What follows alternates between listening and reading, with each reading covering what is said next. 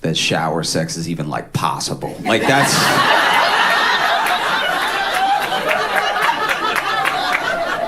What are we doing? Who are we trying to impress? It's us. We know what we're capable of.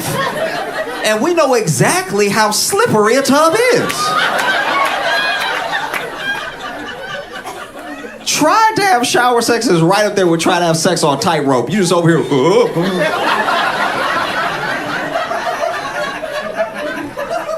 Hopefully you gonna slip and accidentally do something good.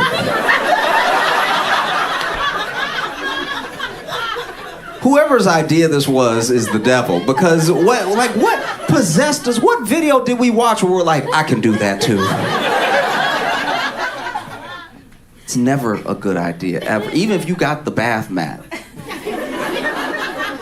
Because what people don't tell you about that tub mat, it's got little suction cups at the bottom, but with enough pressure, it will slip right off. And so you standing on it, believing in it. Next thing you know, you wake up concussed. That's one of my greatest fears, to have some sort of, be trying to smash and get some sort of energy that, like, I can do it. And then injure myself and give her the ick for the rest of life. I think if you fall during shower sex, the other person gets an automatic divorce if they want one, because it's already not sexy in the shower. You think you gonna fall sexy too? It won't happen. One foot gonna go this way, the other foot gonna go that way. You gonna grab the towel rack. Fighting for your life right now. Naked, fighting for your life. Over here swinging legs. I've slipped in the shower by myself and I've screamed every time. Imagine now, we in the shower together. I'm trying to lay down some pipe, all right? And then behind you, you hear, whoa!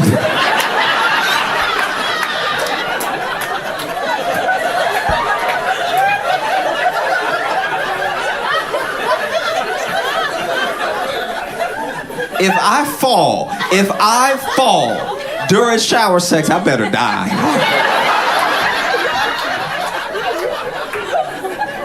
Because the last thing I need is to try to pick myself up with a black eye from hitting my face just right.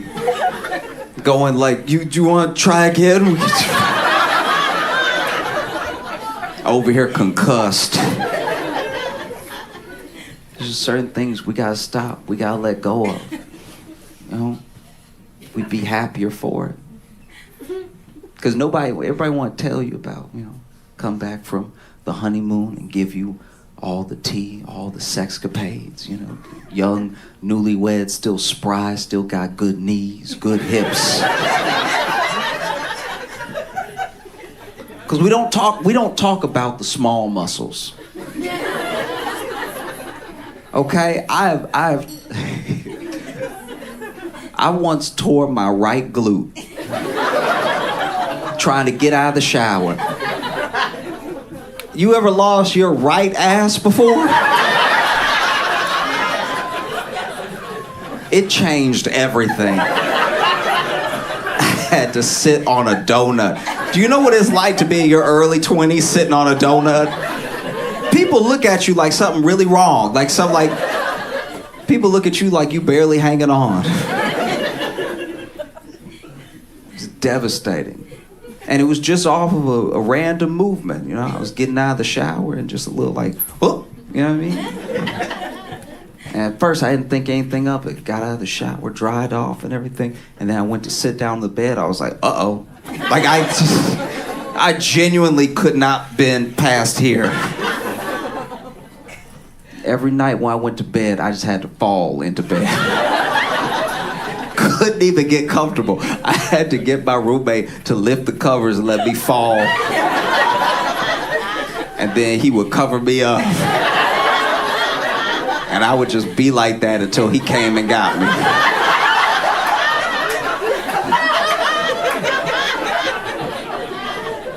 These were horrible circumstances. There was one day, we used to get up around the same time to go to work, and then one day he overslept. I had to scream. I had to scream for him to come get me. This man waking up, realize he late. I hear him in the other room, oh shit, and then like grabbing. I hear all the movements, I hear all the clamoring. He's putting his clothes on and everything, and I'm like, hey, hey. Heard the door close. I was like, guess I got to call in today.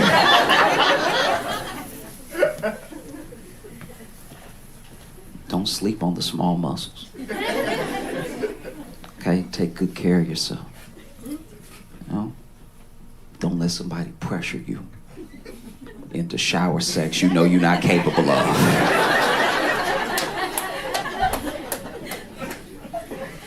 It'll even happen where maybe somebody texting, something, maybe doing a little sexting, right?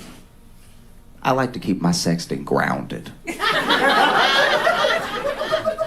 Let's not talk about stuff we know is never gonna happen.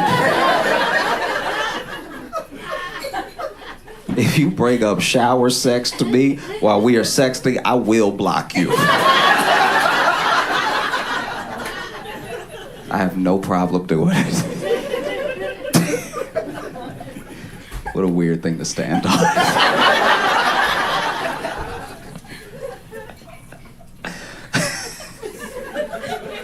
No, she cute, but she brought up tubs. I couldn't do it. Couldn't do it. She had to go. I had to kick her to the curb, all right? Anything to do with porcelain, that's too freaky for me. I don't like that. I don't know how you were raised, but I'm a Christian.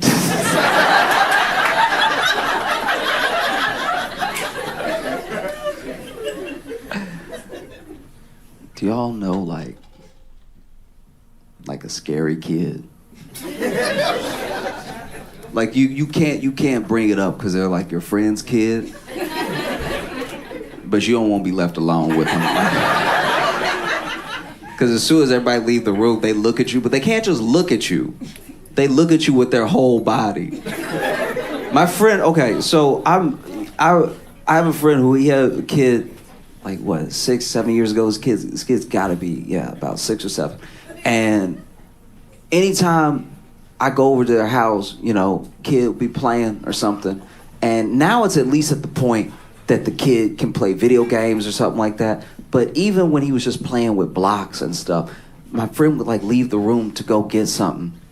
And then the kid would just look at me, but he wouldn't just look at me with his eyes, he'd look at me with his whole body. He would just turn like, And I was like,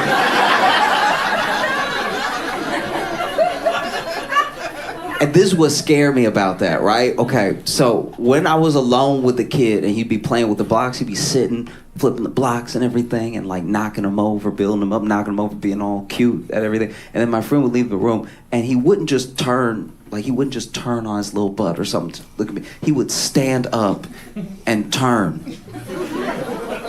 But then when his parents came back in, he'd sit back down like he didn't know how to stand. And that was very freaky. Because I would tell them, I'm like, hey, is he like standing up and running around and stuff? And they're like, not yet.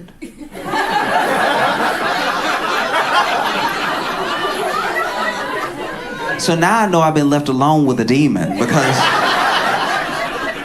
why are you only walking to scare me, Didn't matter what it was. As soon as they walked out of the room, he'd pop up. Wouldn't even talk baby to me, just be like, I don't know what he wants. There was one time I was at their house and he was like in front of the TV, and then I went to the kitchen and I don't know where they were, but then out of nowhere I turned in the kitchen and he's standing at the kitchen door, and I'm not gonna lie, I shouldn't even admit this, but just out of panic, I almost punted that kid. I was like, imagine for me that you going around the house just doing your regular thing, right? And then out of nowhere, a child that no one thinks can walk is just standing behind you. I was like, what in the boss baby is happening right now?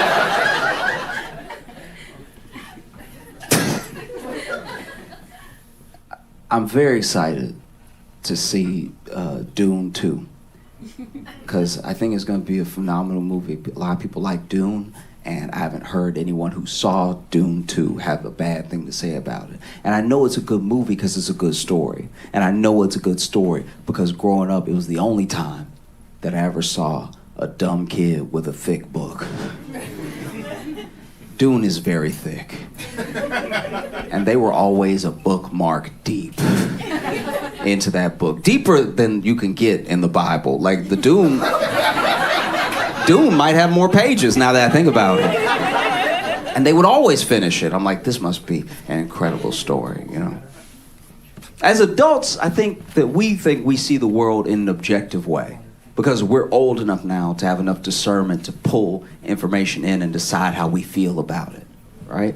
But I don't think that we see the world objectively because I think by the time you're an adult, it's not that it's too late, but just too much has happened. You got too many biases. You have so much trauma. You have a lens you see the world through. That's why the only people who I think see the world the way it is are kids. Because they just don't. They don't have all those filters. There's no like veil yet. That's why they take things so literally. You know? They'll be like, that's what you said. That must be what it is, right? Like when I was growing up, when I was learning to read, I was in class with a kid who misunderstood the meaning of sound it out, right? So instead of going ch, ch, ch, ch, ch, ch, ch, ch, chair, right? He would go, ooh!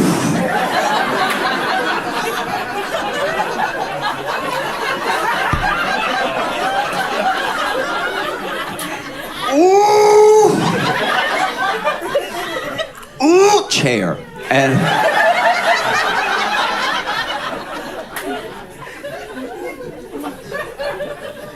that kid finished Dune. All right.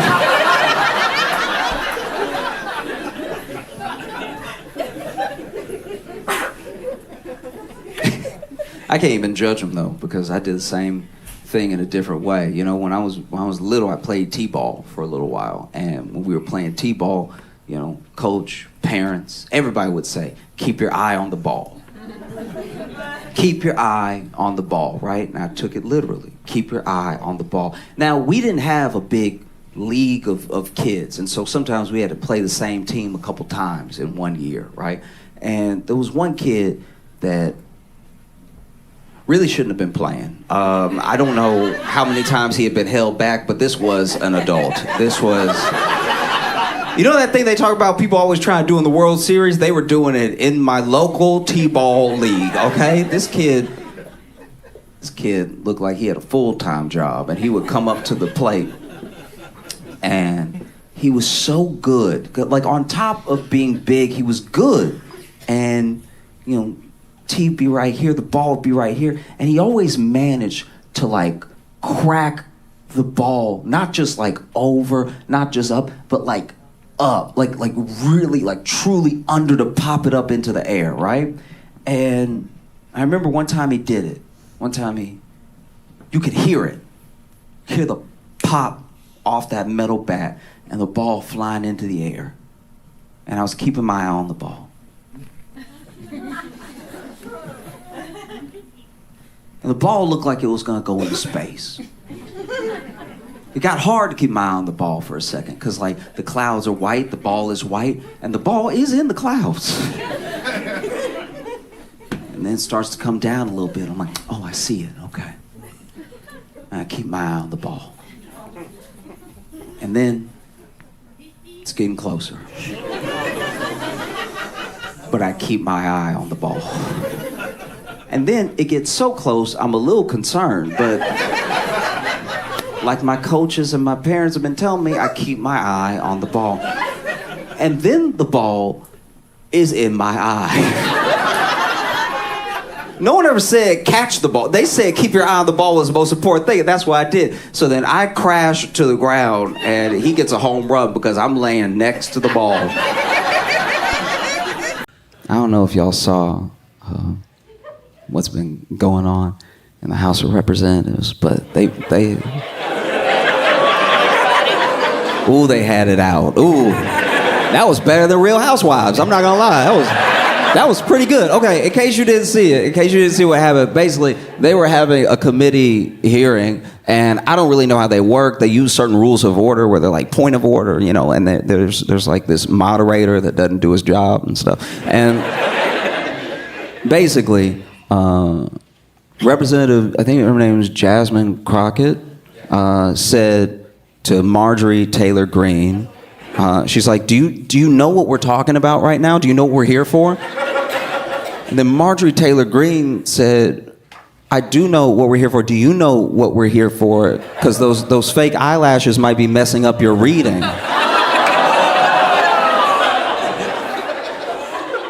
And immediately, everyone had a reaction, and AOC was the one to be like, hey, can we strike this from the record? You can't do this. Like, this is crazy. You're not supposed to engage in personal attacks on appearance or personality during a hearing. Like, you have to have some form of order, right? And then the person that runs the committee that doesn't do his job was just sort of ignoring her. So then, they let it go. But before that, Marjorie Taylor turns to AOC and she's like, did I hurt your feelings or something? And then AOC said, girl, no. Baby girl, no.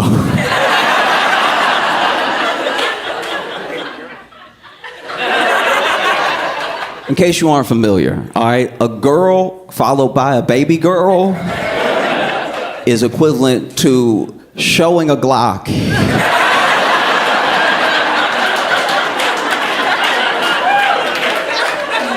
I've never had a woman tell another woman in front of me, girl, baby girl, without something happening next. That's because it's such gentle language. Because it's two women talking to each other. So girl implies like my girl, hey girl, you know what I mean? Girl, and then baby girl.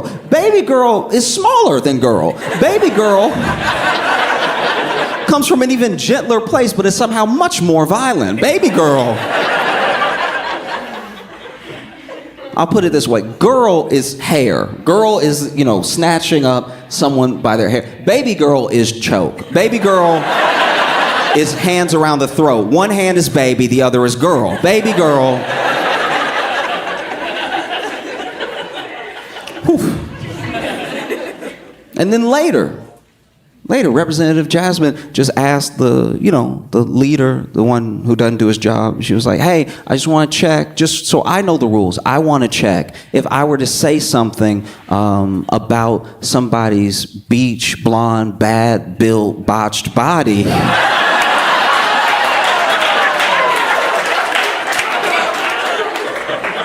And to be fair, look, I wasn't there. I don't know exactly what she said, because some people are like, bad beach blonde, bad built butch body, or beach blonde, bad built botched body. Either way, it's a bop. Either way. And that was like kind of off the dome. That was incredible. That was one of those things where I was reading it. I've never read like a news magazine before and been like, beach blonde, bad built butch body. Man, get Metro Boomin on that one. That's crazy. So I don't know exactly what she said, but she was like, if I were to mention somebody's beach blonde, bad built, botched body, would that be engaging in personality attacks?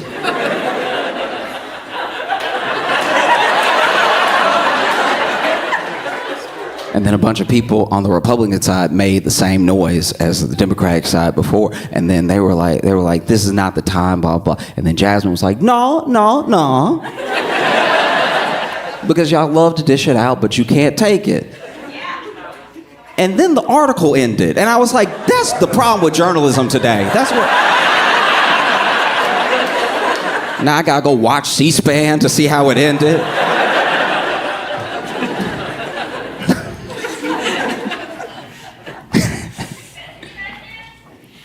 I feel like one of the main things that I miss from being a kid is ooh. Do y'all remember ooh? Do y'all remember like ooh? What an incredible experience. Ooh is beautiful. You know what's so beautiful about it? It's one of those like communal experiences. No one teaches you how to do ooh when you're a kid. You know what I mean? No one sits you down and sometimes you're gonna want to clap, and sometimes you're gonna be like, ooh. Like, no, your parents never give you a talk like that. You just are a kid, and then maybe you're talking in class, everybody's talking in class, and then the teacher gets frustrated, turns around, points out one kid and goes, Mr. Perkins, and then all the kids go, oh. It's beautiful. It's almost like a religious experience that you're having outside of church, you know what I mean? Everybody knew to do it at the same time. Like starting a good slow clap. When a real slow clap happens, you're like, wow, we really did it, y'all. Ooh is beautiful. And then as you get older, ooh starts to go away a little bit. You know, because we all have different experiences. When you're a kid, most kids have the same general big fears, right? Getting called out in the middle of class, getting embarrassed, something happening, somebody. But as you get older, everything starts to splinter off. Everything goes in different directions, and so one person's ooh is another person's nothing, right? It's very hard as an adult to have an ooh experience, so I treasure them now when I have them. It's beautiful. Like I was walking down the street one day, and I was passing this bar, and there was a woman yelling at her boyfriend to the point that a crowd had gathered. Like it really felt like a street performance, the way that she was taking him to task. And she was like, I had 1 day off, JR. I had 1 day off and you ruined it. And he's like, I'm sorry. No, sorry's not enough. This has happened so many times. I have 1 day off, JR, and you ruined it. And then out of nowhere, she just swung and slapped him, right? Slapped him from everybody, and everybody was like, oh. And just like that, I was like, wow, I'm back in it. This is incredible. I went to a friend's wedding a while back, and the thing that was amazing to me about this wedding is just how personal it was, right? So it was a smaller wedding, so it wasn't like a huge room or anything, and the groom got his best friend to officiate the wedding, right? And I think that's kind of cool. You know, some people want someone, like if they have it at a church, they want like their pastor to do it, but just someone that makes it special, right? And then the couple, they wrote their own vows, which I also thought was pretty cool because it was very specific stuff to them that was like cute and was funny and stuff like that. And you can tell that the friend officiating was nervous because he was holding the mic, but it was like shaking in his hand, everything. It was all very, very sweet, right? And then it got that time to, you know, say like, do you take, and everything. And then, you know, Buddy looks at the groom and says, do you take Ashley to be your lawfully wedded wife? But Ashley was the groom's ex's name.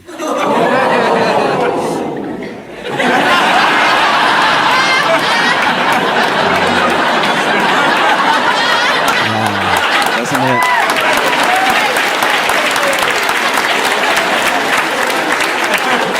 Doesn't it just feel good to just let it out? Oh. You know, admittedly, I don't know much about dating, but I do know white people.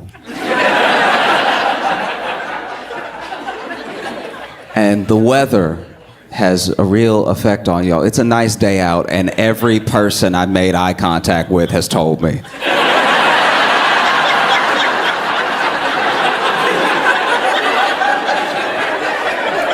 Y'all saw the sunlight today. You were delighted. I was outside, and somebody walked up to me outside and was like, what a day. You know, and maybe it's just the New Yorker, but I was like, nah, I know, it's very good. They were like, nah, this is great. And in my head, I'm like, does it rain every other day or something? Good to know. No, I was happy for everyone. Everybody was having such a good time.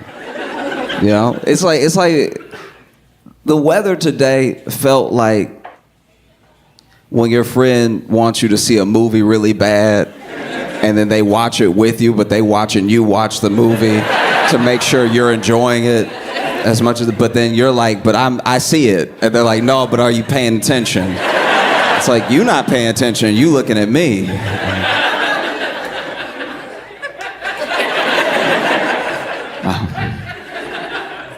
There were a couple people I was concerned about. You know what I mean? Because there were a couple people, I was at the hotel, you know, I was chilling with Logan, we were about to go get something to eat, and there was one guy that was so happy, he got upset. You know what I mean? Like we saw him, you know, past him on the way out of the elevator. He's like, it's a really nice day. I was like, oh, buddy, it sounds like you needed this one. It sounded like one more day of rain, something was gonna happen, all right? I can see that same dude looking out the window. If I see another drop of rain, everybody dying. Then the clouds broke and he was like, yes, yes, yes. Because I was enjoying the weather too. I just didn't feel like I was doing a good enough job. Okay, you know, like when you go to like Six Flags or something and you having fun, but your friend is having the best time ever, to where you're like, I don't think we at the same place. You know, like y'all both walking up to the line for the Batman ride. And I guess it's just perspective. I guess it's just that when I walk up to the line, I see how long the line is. I'm like, oh, we gonna be standing here for 45 minutes. But he's looking up at the ride like, Batman. I'm like, yeah, buddy, yeah. Yeah, Batman, and we'll be there in 45 minutes.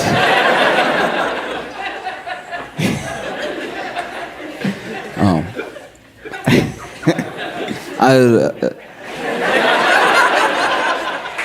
had a realization that I'm getting older now, and as a man, like as a grown man, I'm actually too old now to get kidnapped.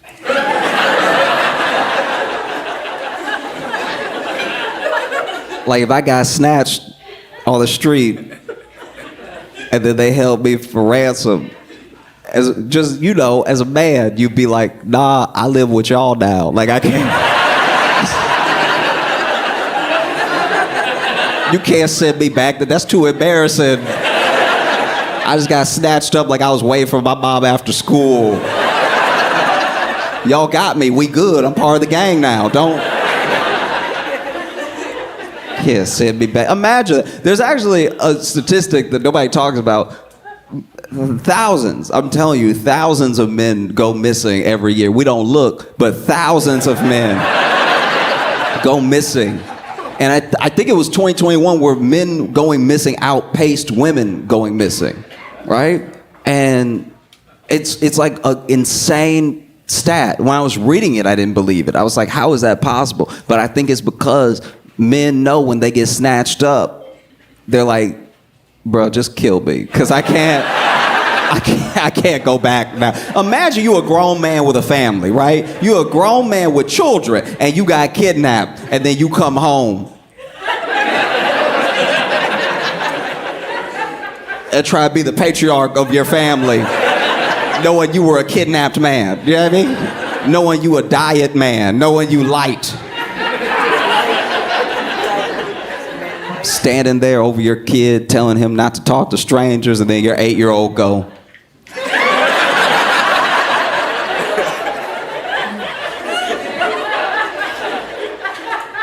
Well, Dad, between the two of us, I'm not the one that's been snatched up before. I'm not the one that's walking around irresponsibly. It does feel like this Epstein thing's gonna go on forever.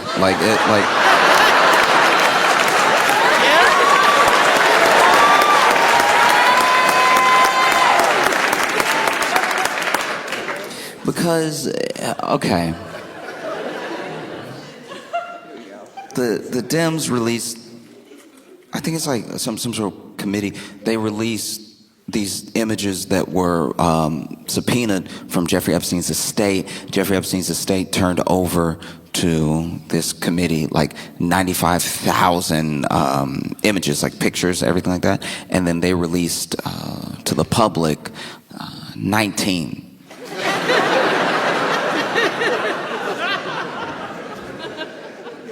Which seems maybe only one person's working today or something. Like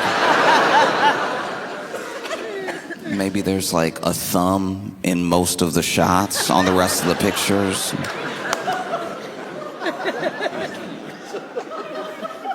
This is crazy. 19 out of 95,000. Apparently, I still want that to be like a fake number. Do you know what I mean? I saw 95,000. I was like, somebody hit an extra zero. There's no way. There's no way. And then the 19 pictures are... The thing about the pictures, right, is that on their own, only some of them are like damning and weird and crazy. A lot of them are just pictures of people hanging out. It's just who is hanging out. Do you know what I mean? It's like a picture of Jeffrey Epstein and like Steve Bannon. You know, Steve Bannon back when he was actually like working in the White House and everything, like working for Trump when he wasn't just Steve Bannon.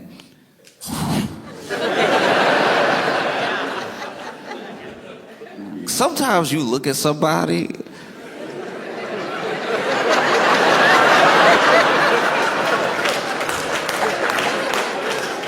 Steve Bannon a tough one, because sometimes you look at somebody and you're like, oof, maybe they gotta be racist. Like, I don't know. If I look like that, I'd probably hate everybody too. I'd probably, look, I'm not condoning racism. I'm just saying, like, look, no one else looks like that. So, of course, he's gonna hate everybody that doesn't look like that. He gotta look like that. That's hard to live with. Man. Steve Bannon hate everybody. He looked like he would hate everybody. You know, like there's some. I'm not saying that every like racist person is ugly on the outside. I'm just saying that like when you look at him and if somebody told you he was like a deep like a super racist, you'd be like, yeah, I'll let the racists have that one. Like that's not getting in my feelings at all. That is, imagine somebody hates you and like really hate like a lot of hate in their heart, and they would love like a sort of dystopian future where you and everybody like you is living a terrible life just because they have so much hate in their heart. And you see them though, like on paper, that's very upsetting. But when you see them, let's say you see this person, and then you're like, oh. Do you know what I mean? Like Steve Bannon looked like white Thanos. Like he was crazy. When I found out about this dude, I was like, is this dude? I didn't want to assume he was racist, and then he said some kind of racist. I was like, yeah, there it is. Because the thing about when you're racist, it's like people have to feel less bad about not wanting to be around you anyway. And I will say this: look, this is just me. I'm not telling anybody else how to feel. This is just me. Even if Steve Bannon was not racist at all, I would still be like, ugh, and that's on me. That is on me. That is me. You know what I mean? Like sometimes you judge a book by its cover, and you're right because the book is like made of skin. Like remember the book from Hocus Pocus? Steve Bannon made of the same leather binding as the. Why he always look wet? This man. See what I mean? He looked like if Sweat woke up and started walking and talking and being racist. Like, it's just... Man. You look at Steve Bannon and you're like, no wonder the Klan wore sheets. Like, there's people that you see sometimes and you're just like, woof, wooga, booga, ooga. And Steve, I said all that to say Steve Bannon is in pictures with Jeffrey Epstein. It's like, that's also not good. Because it's not like you could convince anyone you were anyone else. Do you know what I mean? There are people in the Trump administration that look like other people. Yeah. You know what I mean? Yeah. Like Sean Duffy to me looks like every coach I've ever seen. Every like youth sports coach, I'm just like, yeah, maybe.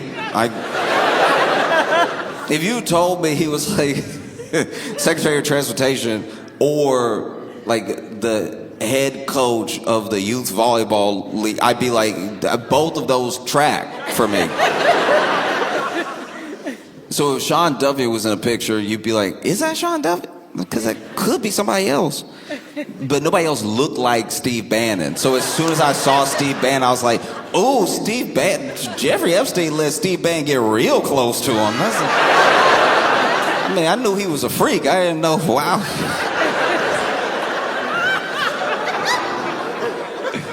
Oh, man.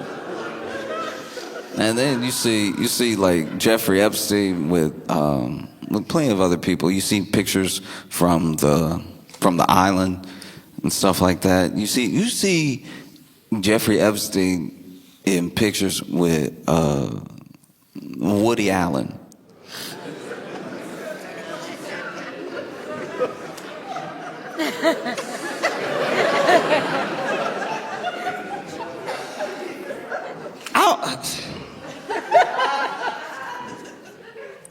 This is very weird.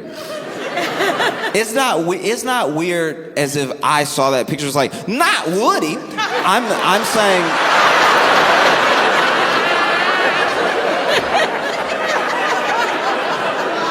I'm saying it's weird in that you see Woody Allen by himself, and maybe you're already like, ugh. And then you see how people fight it. We know everything with Woody Allen. We don't even need a rehash. We know. Yeah. And then you see this, and you're like, I know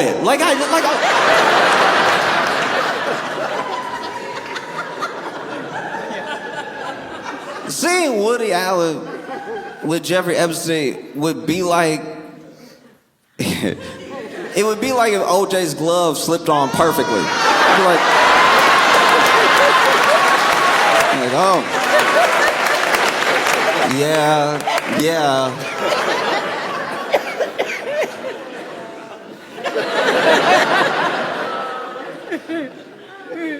Woody Allen. I forget about Woody Allen all the time. And then something reminds me of Woody Allen, and it never doesn't remind me what Woody Allen is like. Do you know what I mean? There's never, I don't know, maybe I don't watch enough movies, but I've never been like, a new Woody Allen. Like, no, the thing with the daughter, and it's top of mind. You know? Woody Allen.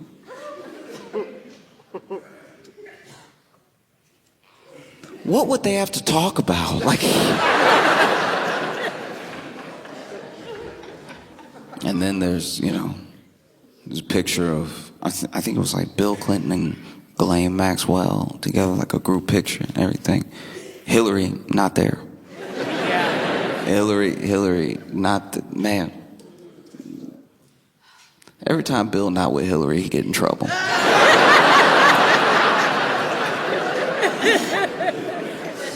You know Hillary must stay mad as hell at home. Oh, yeah.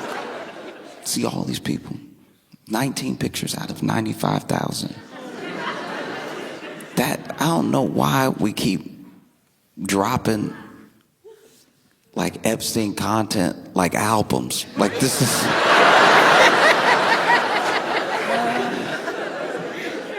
Oof. No, this is bad. I don't even know what to do with this. Do you know what I mean? Because it's like, you see a picture of Trump and all the people whose faces they're like blacking out and everything. And you're like, okay, what's that? What is that? That never looks good. That never looks good. If I take a picture with some people and they blacked out everybody's face but mine.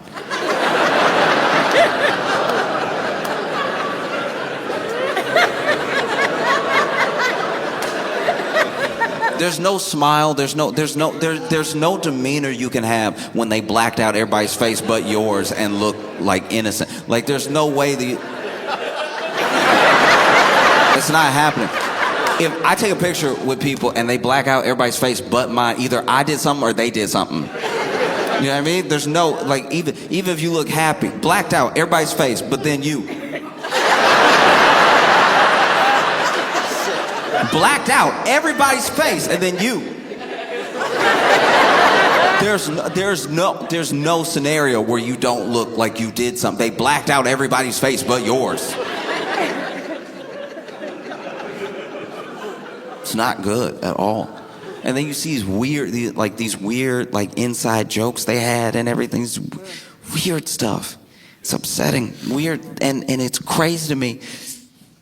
It is so insane to me that out of this multi-billionaire cabal of predators, that somehow amongst all of them, because you're talking about what would normally be serious conspiracy level stuff, would be on TV type of, these people, every single one of them, so far as we've seen, right?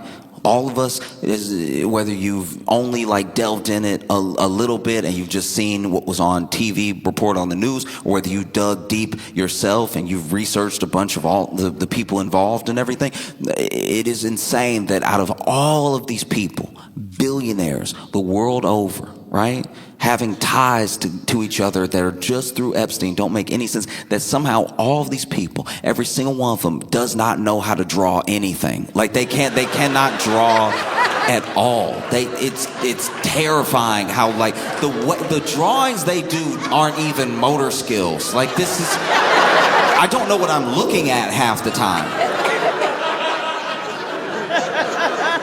Even that thing that Trump supposedly drew, but then they're like, we have proof he drew, but I don't even know. I don't even know. I really don't know. I assume he drew it, but I don't know if they finally said, because he said he didn't draw it. But then when you see the drawing, you're like, he drew it. That looked like, it looked like something he would draw, because it's the way it doesn't look like a person. It's I would like to think that not only did Donald Trump draw that, but that is how he sees people. It would make more sense for the country if Donald Trump only saw things in cartoons. That would be pretty good. If you went inside his head and it was everything looked like Dilbert. This is crazy. Because doesn't he seem like an Adventure Time type president? He's looking around, people are like, this is serious. And he's like, I don't know. He looked like a dragon. I mean, sir, that's Steve Bannon.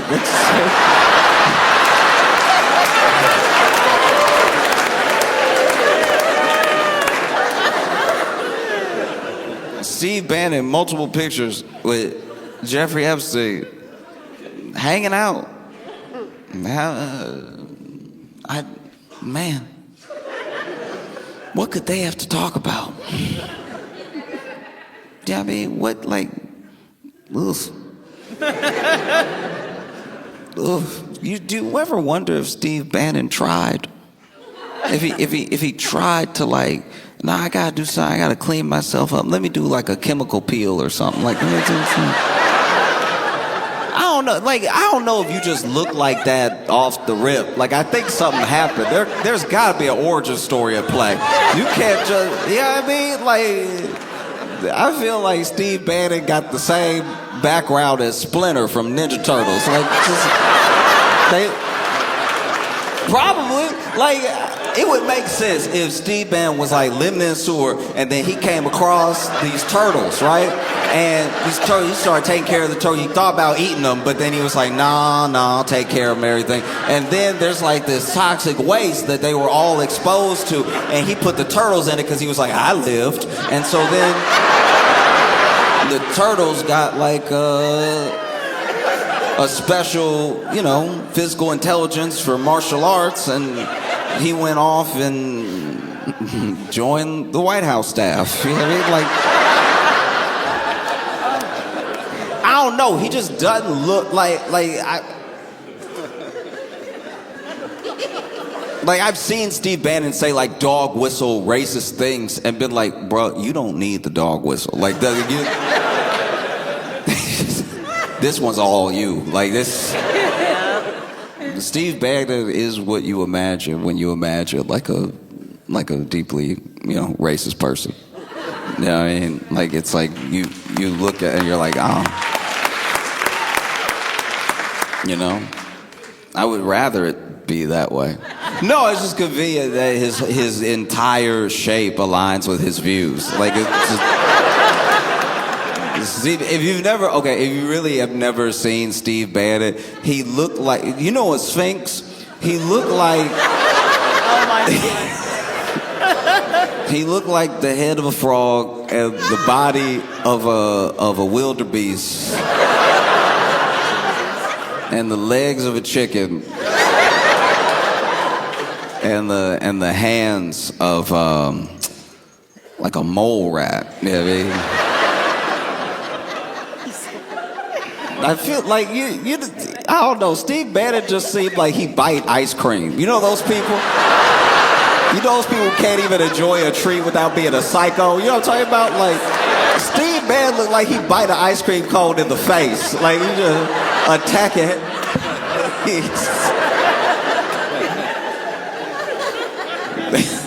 He lets it drip down his head and goes, I'll save some of this for later.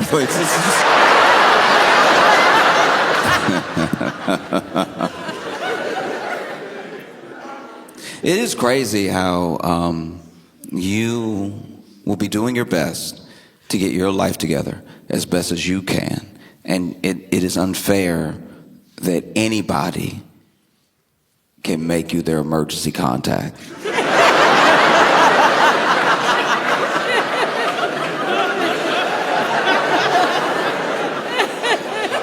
Like, I can't even get into a hotel room I paid for without my ID, but you could just write my name and number down. And now all of a sudden I'm who they call if you get busted up. Like, this is a crazy system we've created. What if your emergency contact don't like you? We didn't think this through at all. This is I mean, it's indicative of a you know, less than stellar healthcare system, but your emergency contact should be somebody that you trust, should be somebody responsible.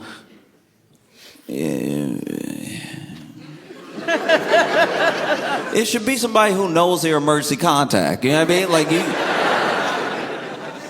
you gotta make somebody your emergency contact the way you make somebody a godparent. They need to know. Because you could do that too. You could also just make somebody you know a godparent and not tell them. And then people will hit them up and be like, hey, so they said if anything ever happened to them, you have a kid now. And when you say what, they're like, they said you'd say that.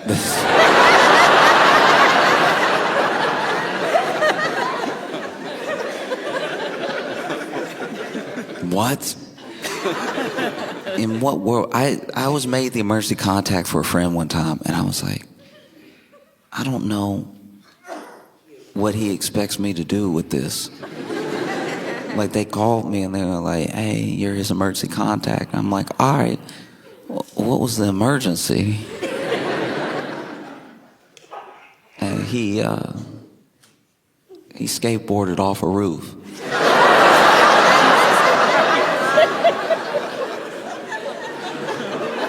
No, I had the same reaction. Not only did I have the same reaction, he looked at me crazy like, I thought I could land it. No, my mistake. I forgot. The world is Tony Hawk Pro Skater 9. That was crazy, though. I thought I could land it. And so I made them call you on a Saturday.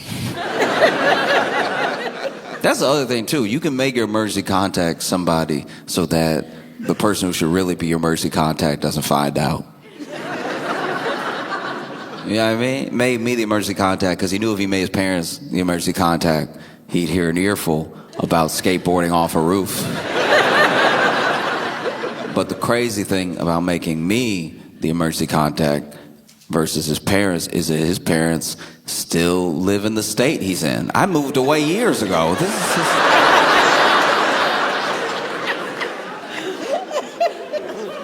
I don't even drive. What do you expect me to do for you? Do you know what I mean? Like, you would be better off just telling me to put you on the prayer list or something. Because even the person that called me, even like the receptionist that called me, I was like, so am I supposed to do something? And they were like, no, not really. We're sort of letting you know.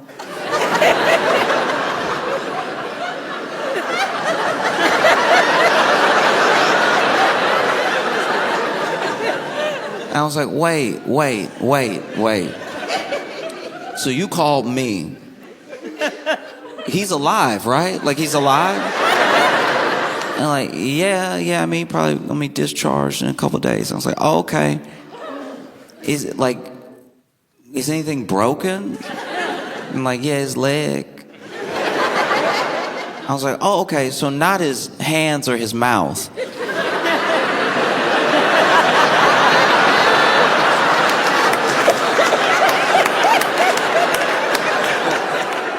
But he still made you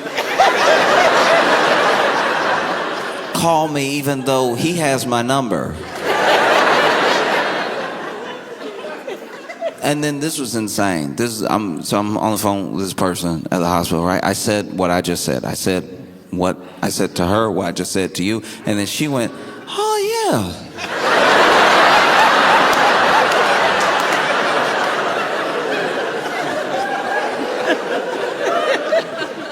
No.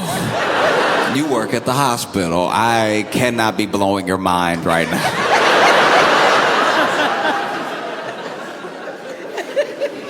That is terrible. It's so frustrating too. You know, he got a big bill for it. He got a big bill for breaking his leg, skateboarding off the roof. And it's not like they charge you extra for it being stupid. They charge you what they charge you based on, you know, insurance, network, deductible, all stuff like that. It would, I think by now that I'm an adult and I like know what any healthcare thing is, right? Because when I was a kid, I would just go to the doctors. My mom took me to the doctor because she was like, I don't know, right? Like if I got hurt or felt sick around my grandma, there was usually something. There was usually like a remedy, something passed down. I remember one time I had a wild lump in my throat, like to the point where I was like, I wasn't necessarily having a lot of trouble swallowing. It was just very present. It was making me deeply uncomfortable. And then she was like, oh, okay. You know, I'm thinking in my head, I'm gonna have to go to the hospital because I'm like, I've never even heard of this. And then she's like, oh, tell me what's wrong. I told her. And then she was like, okay. She goes to the kitchen, comes back, and she puts like a couple dashes of salt on a spoon. She was like, open your mouth. And then she put the spoon right under, you know the thing.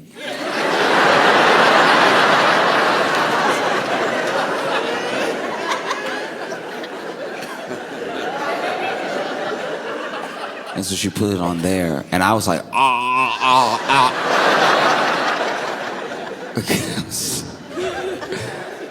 And then, sure enough, it just went away. It just went away. No charge. It's gone. It's crazy, Meanwhile, you go to the doctor, and you ask the doctor what's wrong. And the doctor's like, I have no idea. Like, I don't know you. We just met and you just told me what's wrong. Why would I know?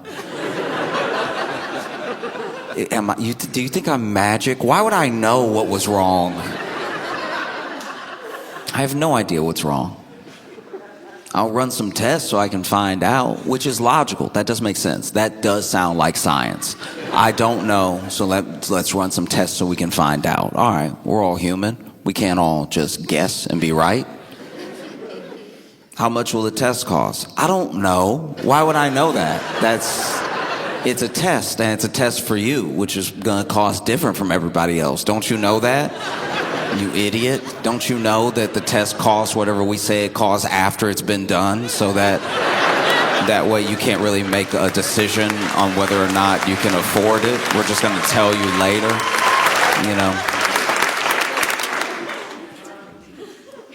Like, I don't know, a hospital charged you the way a loan shark lends you money. It's like, because you get the bill and you're like, all right, I was there. So I remember you barely helping. Meanwhile, everybody that wants to do good, like some of the most good you can do as a medical professional is really lean in and quietly tell somebody hey, look, this is gonna be insane. Just so you know, this is gonna be, this is too much. I love when I get a nurse or a doctor and I ask them well, what about this? Would you do this? And they're like, no. That's real good, Because I genuinely feel like nurses especially don't get the pay, the recognition, any of the care that they deserve, because if there's gonna be someone that saves you $20,000, it will be a nurse. It'll be a nurse that's just take some ibuprofen.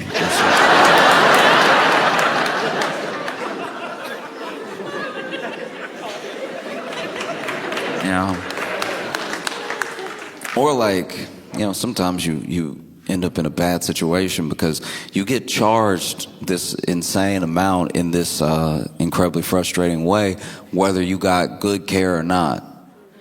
That's devastating. Imagine you have to pay all this money, still don't even know what's wrong. It's crazy. Because then I've been in situations where I was at the doctor and I was like, this is bad. I can tell this is bad. And not bad as in my health, bad as in I don't think he a good doctor. And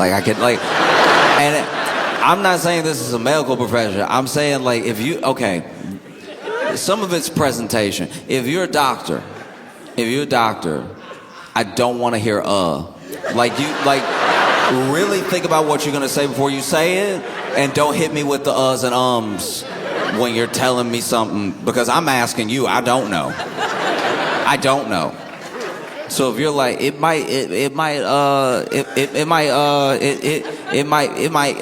might be inflammation, it could be stress, it could be, it's okay, if we're just guessing in a room together.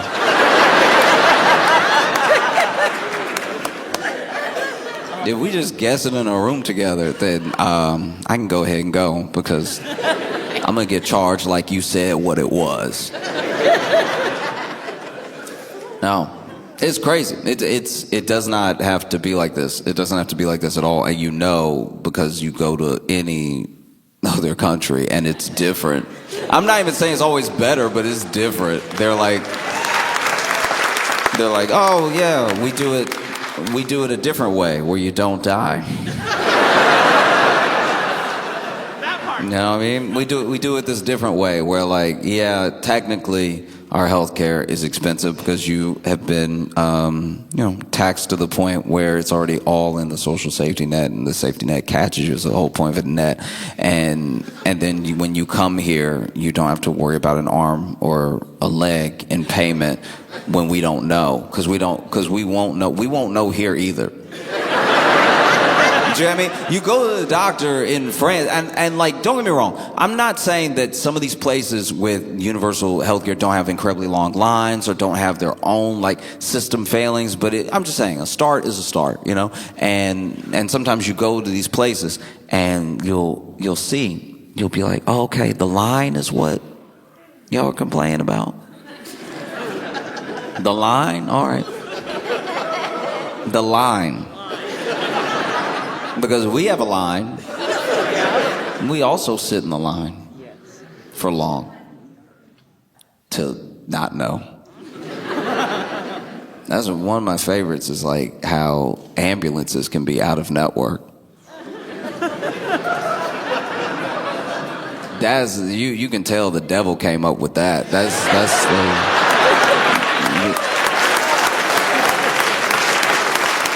And look, I'm not saying I know everything about this. I'm just saying this is my understanding. I hope I'm wrong. I love being wrong. It's usually a better world when I'm wrong. I love being wrong, but from what I understand, there are like ambulances that are not covered that will then take you to hospitals that are out of network, which just makes the whole thing more expensive. It becomes like a $9,000 Uber ride to the hospital. And I don't know, I feel like it's tough. It's tough because it's like, how are you gonna tell them, like, let's say you hurt yourself.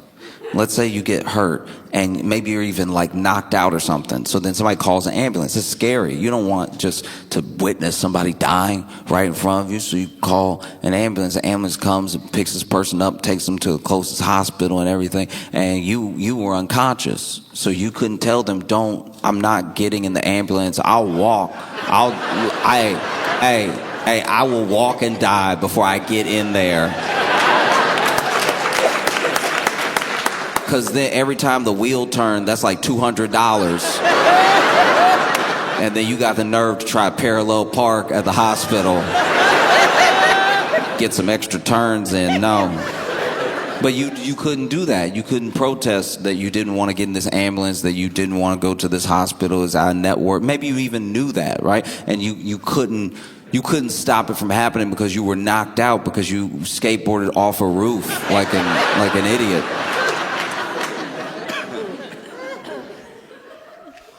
And then you're laying in the hospital bed, leg broke, you broke. And then this person calls your emergency contact. Who didn't know? Who didn't know? And then they pick up, thinking it's a scam call, so they were admittedly a little rude when they picked up the phone. Because I do not like when people call me and ask me if it's me. You called me. You called me to ask if it's me. I know I'm me. If you don't know if I'm me, don't call me. If you don't know, you called me to be like, is this Josh? It's like, is that a trick? What is this? The only people that have this number are the people that know me. So if you don't know me and you have this number, maybe don't call. But if you do, if you do think it's me, you would just say, hey, Josh, right? You would say it with confidence. You wouldn't act like you found this number written on a bathroom stall. Hey, it's just Josh. Are you out of your mind? Is this Josh? That's what I love in my day. I love to spend my day telling people it's me when they think it's me and they've called me. The only way to have an interaction that's more aggravating is if someone was holding your ID and reading it and looking at you and go, is this you? It couldn't be more me. You're talking to me asking if I'm me. And so then I don't say anything because I can't tell if you're a robocall or not. Because you get those now too. You will get a robocall. You'll get a robocall and it'll sound not AI for the first like 3 seconds. Because anybody can say hello and sound convincing. Some people say it weird. Some people do. Like people who are not AI will be like, hello? I can't tell if that was a computer or I can't you know what I mean? It's like how you never know if the first sentence of a poem is good or bad. Like it's like, we need a little more to decide. You get that first hello. You get like a hello. You get so many different hellos, and you're like, all right, this could clearly be a machine. You're not gonna get me. And I don't know this number. And you called me. I pick up, and look, maybe it's wrong. I'm sure it wastes time, but when you call me and I don't know your number, I do give it like 10 seconds of just silence. I wait for you to speak. I wait for you. This might be insane. I don't know if I'm crazy, but like, I wait for you to speak. I don't know you, and then I'm pretty sure your voice triggers the robocall. You know what I mean? So when you're like, hello, they're like, oh, a person? Oh, we got you now. This number works. So then I'm like, I pick up and I'm like, Talk to me. I ain't talking first. I don't know you. and then I hear, hello? And I'm like, all right, you're not out of the woods yet. What's that second hello sound like? Because if the second hello sounds eerily similar to the first hello, you're an AI. You're not, no. No one says hello exactly the same pitch for pitch every single time. Hello? Hello. Hello? Is someone there? You know what I mean? And then this is what I'll do. This is also, this admittedly doesn't make sense. I'll tell you this right now. This does not make sense. This is why I should never be your emergency contact. Because even after the second hello or is someone there, all I'll give you is a cough. I'm coughing right into the phone. Because a person will be like, oh, okay, that's a person. And maybe they're getting situated. Maybe they answered it in their pocket and they're trying to like get it to their head or something. But a robot doesn't know. Hello, is someone there? Is someone there? Is someone there? You know what I mean? And then you can just hang up, right? But hello? Hello? Okay, 2 different hellos. That sounds promising. Can you hear me? Oh, okay. Can you hear me?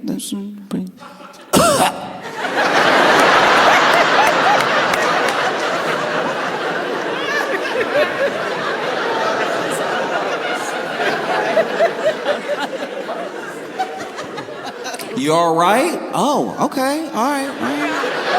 Okay.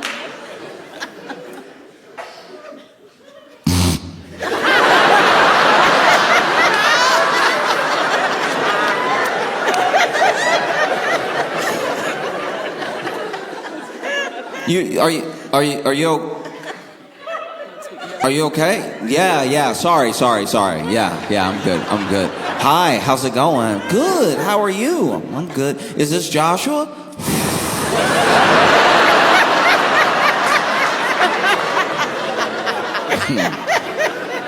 I know you don't know me, but you're already trying my patience. who is this? Because tell me who you are. Don't ask me who I am.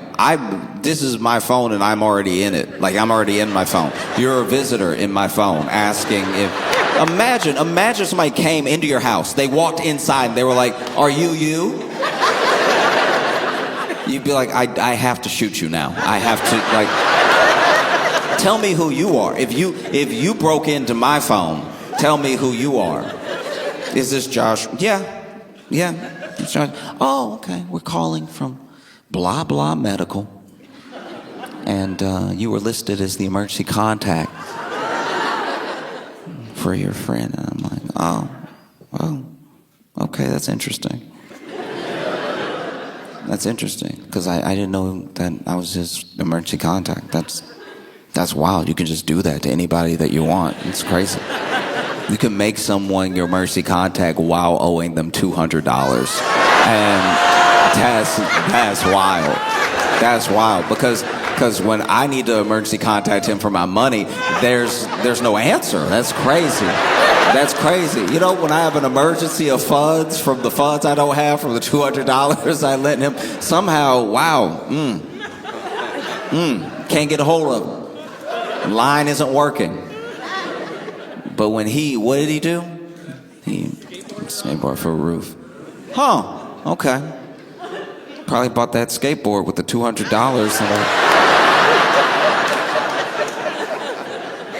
Do I need to do anything here? Is there anything I'm supposed to do? Like, am I getting charged for this call or anything? They're like, no, you don't have to do anything. Like, okay, good. I won't be doing anything. Because I just want you to know something about your patient, that he is a coward, all right? Because he has my number, but he knows that if he calls me, I'll ask him why the last text message I sent him about the $200 was left on red. And so he had you call me, like I would forget. Why don't you call his parents? They live in the state. They could come pick him up or anything. And then I don't know what's like protocol or anything. I feel like because I do my best in real time to have like a real interaction with a person, like people are so used to pleasantries on the phone, especially like in a professional setting, like nurses, doctors, everything like that. I think that because of my general demeanor, or maybe the fact that I seem like I could hang up at any moment, or maybe she was as sick of my friend as I am. I don't even think she was supposed to tell me this, but she was like, oh yeah, because I asked, why don't you call his parents? I can give you their number. They're not even my emergency contact, and I can give you their number. They would be more interested in this whole ordeal. You know what I mean? And then she tells me, she's like, no, they're here. It was their roof that he skateboarded off of.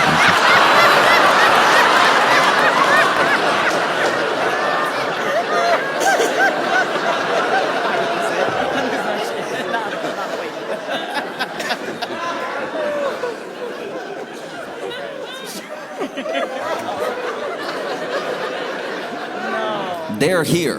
They're here as in there. They're here as in there where you are in that building. They might be behind you. Why are you... Like, oh, well, it's a protocol. We felt they just got here. So we called you. To be fair to her, we had been on the phone for a while now. So, like, there was time for his parents to get there. It's like, you can just do that. You can just make somebody your emergency contact, not even tell them. That's crazy. That's wild, Lisa. She's like, huh, yeah. I was like, all right. It's a weird conversation to try to end, too. Because then I'm sitting there like, does he need $200 more? Like, why would he want... His parents are there now, and I don't live there. I don't know what I'm supposed to do with the information that his leg is broken. And then she was like, yeah, I don't know either.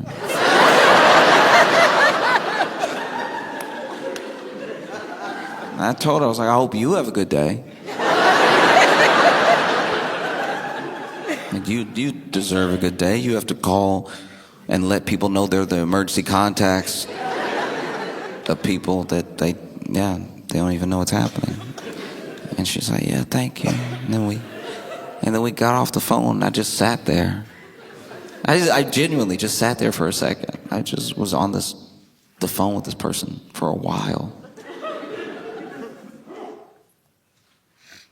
And it occurred to me, like, I'm sitting there, now I know not only am I like my friend's emergency contact, because through everything, that does say something. It says something about like how he sees me or something like that. And sometimes you have a friend that you don't really know where you stand with for a given reason, and then something like that happens and you're like, oh, maybe we're closer than I thought. Like, even though I moved away, he was like, I want this person to know if something happens to me, which did touch me. Like, and I'm being completely serious. It was like genuinely that did like move, because we hadn't spoken in a little while. It wasn't even like a falling out or anything like that, but we just hadn't talked in me moving and everything. And I was just sitting there thinking about how he made me the emergency contact instead of his parents and everything. And I was also sitting there, just eventually I was like, it was $300 that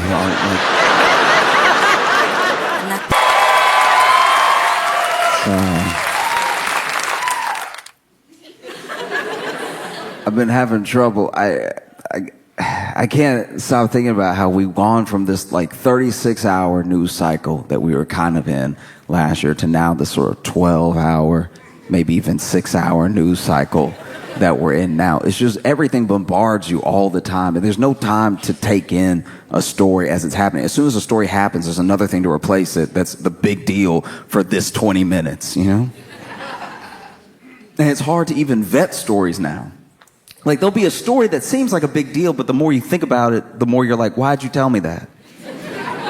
But it'll be big news for a second, and then it'll be like, oh, but then that was just wasting my time, okay? Like, I don't know if you saw, but apparently after all this time, they've nailed it down. They've solved it. Apparently, we got Jack the Ripper.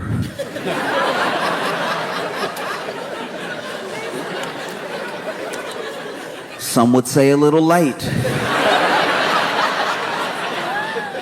Some would definitely say that all the women alive now are worried about the men alive now.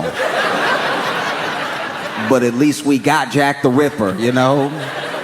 He eluded us for a while, but he couldn't hide forever.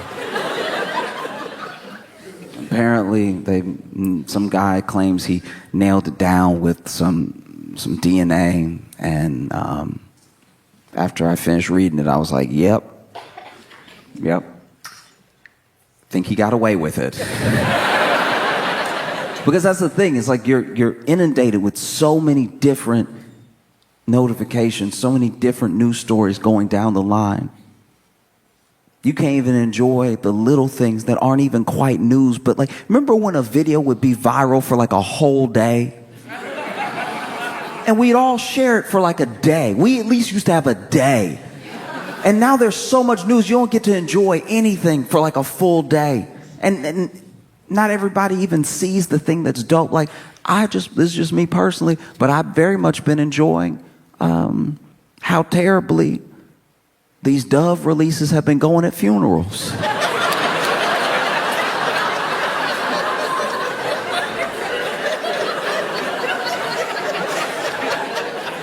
In case you're not familiar. There are some funerals where everybody can't get like a 21-gun salute or anything like that. So they'll do something special, whether the funeral director suggests it or the family wants it, and they'll have these doves. And it depends on how they want to do it for the funeral, right? Some people say some sweet words and they release one dove at a time. Some people say some sort of message, they give a eulogy either at the cemetery or at another special place to the person that passed, and then they release all the doves at one time. But one thing that's been happening consistently is they will stand people in a line and give them the cue to release the dove. And when you see a dove release, it does it does make you feel something. It's like a powerful thing. I understand why it's such a symbol for people. But the last few videos I've seen, the doves do just sort of die rather than fly away. There's one video that is truly spectacular. It is art to the point where I worried it was a sketch. There's 3 family members standing in a row, and his first one's cute to throw the dove up, and she goes, even bends her knees a little bit, really give it some oomph, and the dove bounces off her hands and then bounces off the ground. As she snaps back, she's like, ooh, I hope that's not an omen. And then the second person releases their dove, and that dove flies off beautifully. And you're like, okay, not so bad. And then the third person goes to release his dove, and I think he knew his was dead. If anything, I feel like he pitched that one. He was trying to, like, if I can toss it high enough, maybe it'll wake.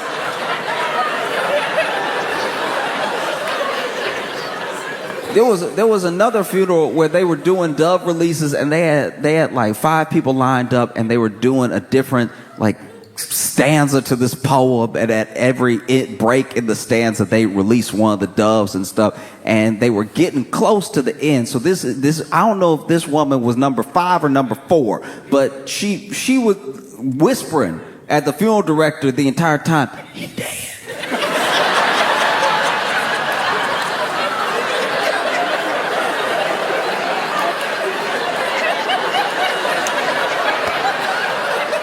And the funeral director's like, what? Hand me another one. He dead.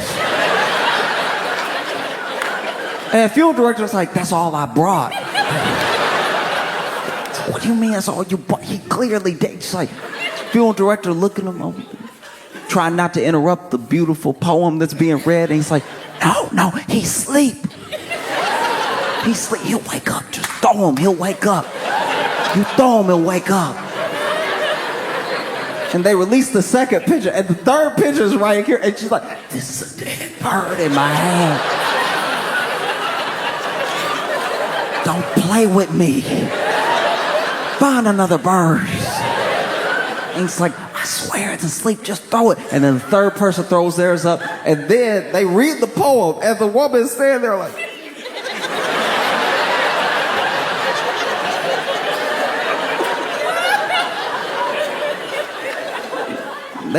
you could tell they get the like last couple lines of the poem, and this woman holding this bird goes,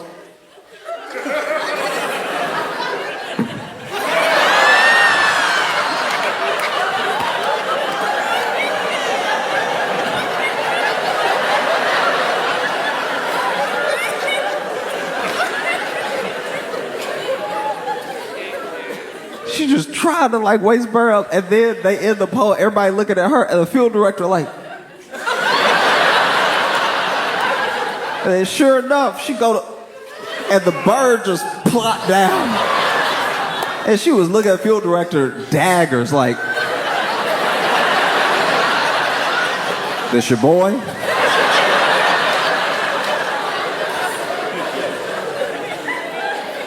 And then the fifth person, their dove fly off, no problem. So everybody got a good dove, except for her. I felt for her. One thing I don't know if everybody thinks about when it comes to those dove releases is where they go. What's next? I don't know anything about this, so I don't know if the dove returns and they just know to go to the funeral director's house or something. I'm assuming they start a new life. Like, I'm assuming the dove gets thrown in the air. It was like, what a beautiful ceremony. I didn't know them, but y'all sent them off right. And then they fly off and try to get things going themselves. I'm just trying to imagine what it would be like to be like a released dove at a Bronx funeral. You're a released dove at a Bronx funeral. And then you land on some roof somewhere. You're like, all right, I guess I gotta get my bearings. And then a pigeon laying right behind you, just, what's up, sweet thing?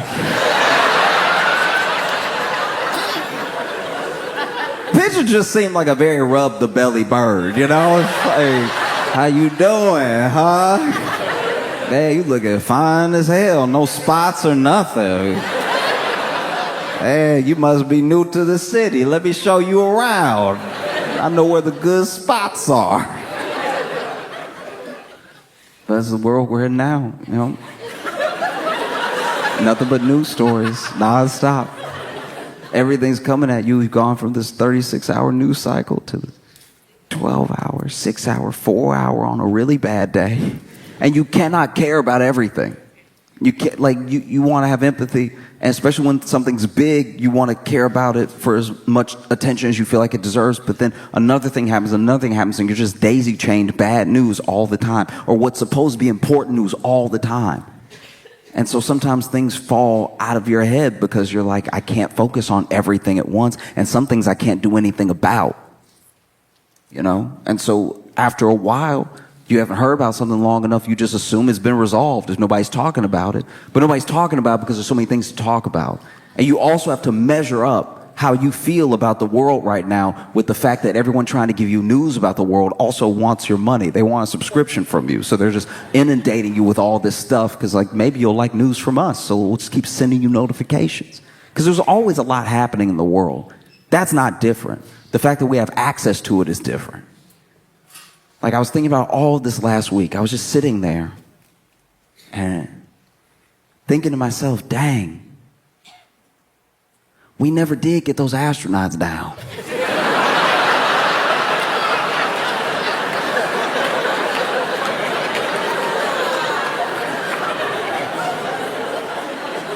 What's the plan? That was a while ago. We should probably do something about that. And look, it's not like I can do something about it. You know, I care, but I can't help. It's not like when your loudest, dumbest friend is in a bar fight, you know? And they're over there talking trash, and you're like, he over there, though. I would never be able to get there in time. There's nothing I could possibly do. He's kind of on his own, which is a shame. I wish I could help, but he's all the way over there, and that other guy is very big, and no one was talking to me, so... In case you don't know, in case you missed it, which is understandable, there were 2 astronauts that went up, Butch and Sonny, and they went up to the International Space Station, and they were the first to, I believe, man this Boeing Starliner. So they went up in this Boeing Starliner, which some would say was a mistake. Because I don't know how many news stories you consumed last year, but Boeing was not having a fantastic year. And Boeing has different divisions, by the way. It's not all one thing. It's one company, but it's not all one thing. Everybody's not working on everything at the same time. So the plane people and the space people aren't necessarily the same, but by and large, as a company, wasn't looking good. You know? And so they went up to the International Space Station with this Boeing Starliner. And I'm not going to act like I understand or know how to do what astronauts do.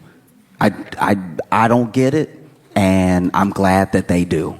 Because astronauts, NASA, all of these experiments that they do in space have yielded incredible things for us down here on Earth that you wouldn't necessarily even connect to space. You know, like memory foam, inner ear thermometer, all the times that they've had to solve a problem up there, it's led to us having something dope down here. So keep going to space. I think that that's great. I don't know what you do up there, but all I know is it makes my life better, and I appreciate it. You know, because everything I know about working in space, I know from the movies. And whenever I see it in the movie, it's just the astronaut outside of the ship with a wrench.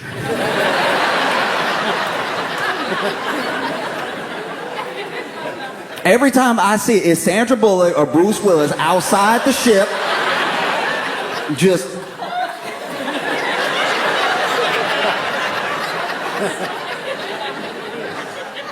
I don't know what it is about space that makes screws so loose, but like, I genuinely assumed that a quarter of being an astronaut was just tightening. I don't know why space is so loose, but it's just you gotta keep it tight all the time.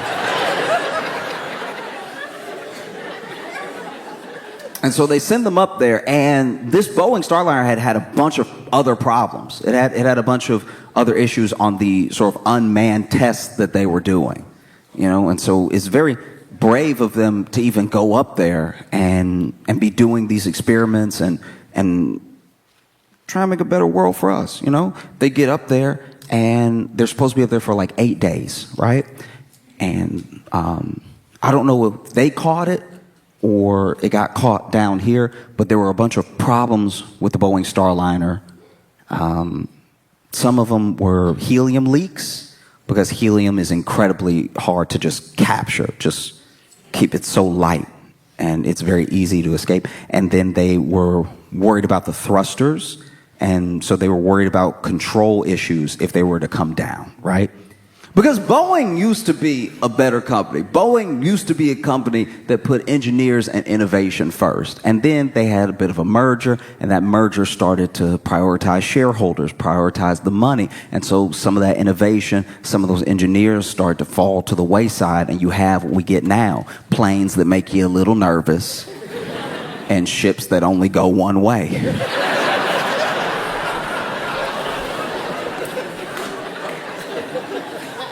Because, make no mistake, Butch and Sonny are fine in the sense that they are the most seasoned astronauts that we have. You know, Sonny has logged potentially more hours than I think any. She had 322 days in space, and she has logged like 50 hours of spacewalking and everything. She's like a true veteran. And even before that, she was a diver in the Navy, and she piloted combat helicopters. Like, she knows what she's doing. And Butch is the same way. Butch had already been on missions before this. And to be fair, this was going to potentially be one of their last missions. And so for them to go up in space for those 8 days, them getting some extra days, maybe they don't mind. I just am trying to not project how I would feel.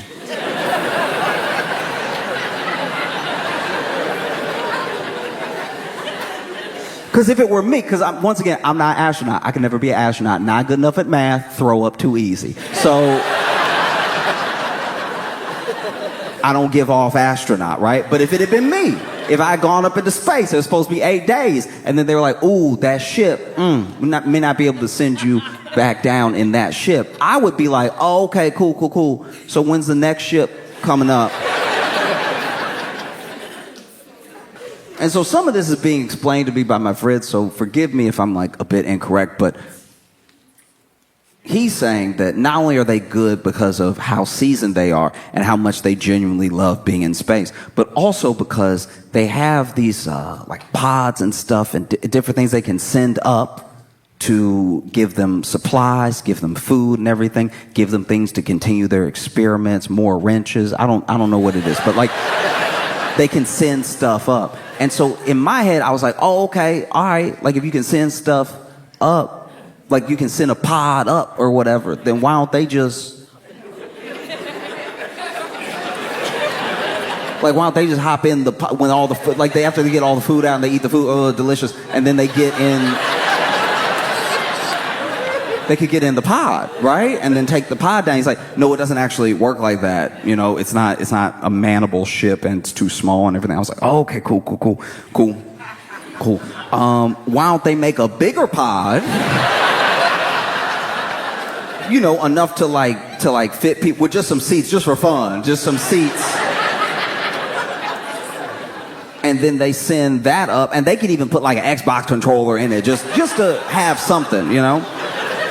And then send them down with that. And he's like, Josh, it doesn't work like that. Like, everything you're saying doesn't make any sense. And I was like, okay, I understand that everything I'm saying doesn't make sense, but the way it does work is also sound like it doesn't make sense. To me. Just to me. All right? I'm not Butch and Sonny, and I'm not going to speak for them. I'm talking about if I was in space for too long, if it was me, which it will never be, it's not going to happen, I would pass out. So this isn't even a problem that we really have to discuss. I just couldn't get it out of my head. Because in my head, it's like to send me something, but not let me come back down in the thing you sent me would be like if I was stranded. Imagine, stranded on Earth. Let's say I'm just stranded on Earth somewhere, and you're worried about me, and you're worried about me having supplies, having food and everything. So you send me an Uber Eats.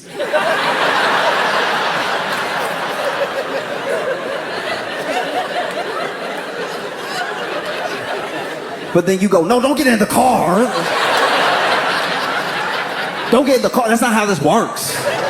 This is not a car. This is a burrito car. See, you don't understand rocket science. This is a burrito car.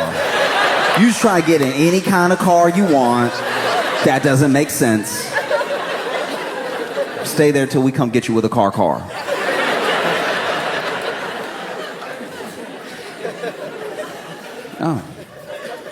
Oh, it's tough. It really is. Because if you read articles and if you listen to interviews with Butch and Sonny, they're not just in great spirits. They, if they're to tell it, are getting all this extra time in space. Space is their passion. It's their happy place. And so it's somewhere where they can go that is unlike where any of us can go. They see a perspective of the earth that most people will never get in person. That's beautiful. And the expanses that they get to wake up to, that's incredible, you know? And so if this really was going to be one of their last missions and it lasts all this extra time, there is something to be said for like, wow, I really got to spend a surprising amount of time in space. And I hope they feel that way. I really do. I just know if it was me, I would also be putting a good face on. So that way, everybody's working real hard to bring me down, and I can whoop some ass. That would be... Because you know how when you're on the phone with like customer service or something, you got to be extra nice, even though you get madder and madder and madder. Because if you start cursing, they're like, every time you swear at me, my computer seems to jam up. I don't know how the two are related, but they definitely are. May want to fix your attitude. No, I'm playing as nice as possible until I get down. And best believe when I get down, we're having it out. And I'm not even like a bad man like that. I can't even fight, but I tell you, I'm biting the first person I see.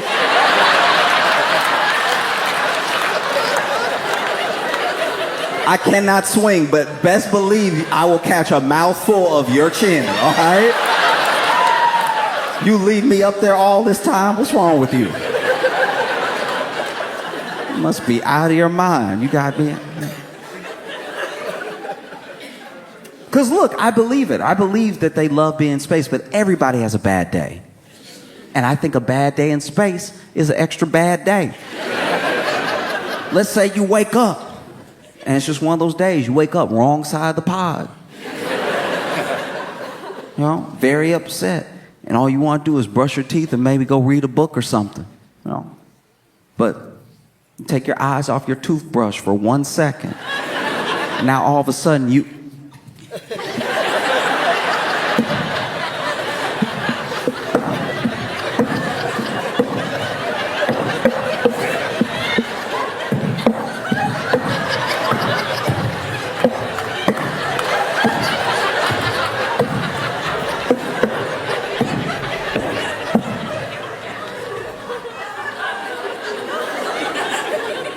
Grab the toothpaste.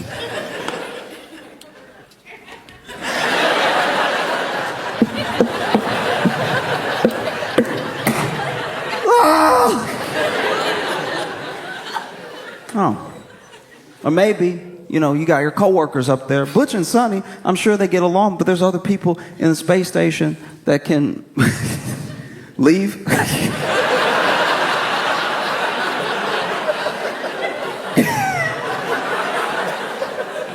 And so I'm sure, you know, you have your disagreements with your coworkers. We all have it. We all have it. You want to storm off. Very difficult in space. You want to storm off, but it just doesn't hit the same. Because when you storm off, you want everything to be perfect. You want to be loud as you storm off. Boom, boom, boom. You know what I mean? You want the feet to be slamming. If you slam a door, you want it to really shake after it slams and everything. You don't get any of that in space. I remember one time I was trying to storm off. I felt like I was in the right, and I was done. I was really angry, and I tried to storm off. But I had a small hole in my shoe, and it had rained the day before. And so I was squeaking as I walked off. And that's a hard thing to come back from, because I had the storming off words ready. I was like, this discussion is over.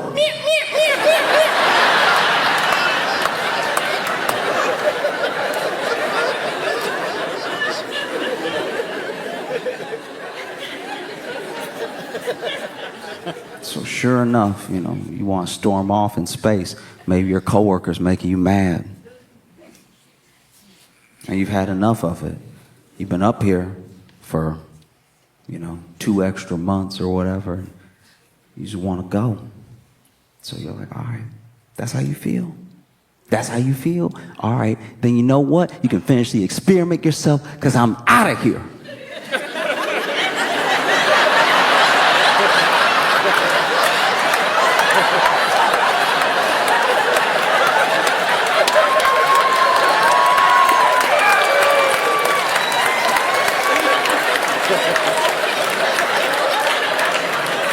I'm trying to leave.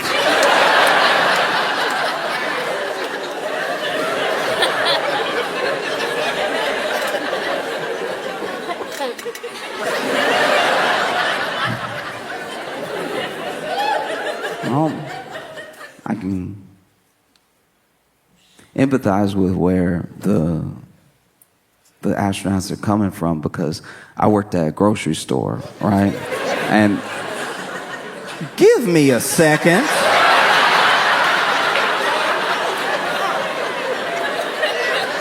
That is wild.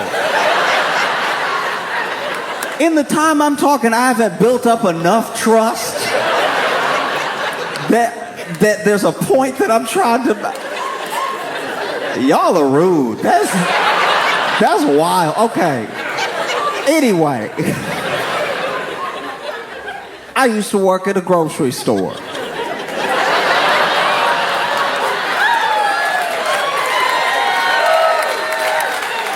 And I worked at this grocery store, and one of the reasons I wanted the job and one of the reasons I got the job is because my apartment was only going to be 1 mile from my home store. So I could walk to work, and if I was late, could run, right?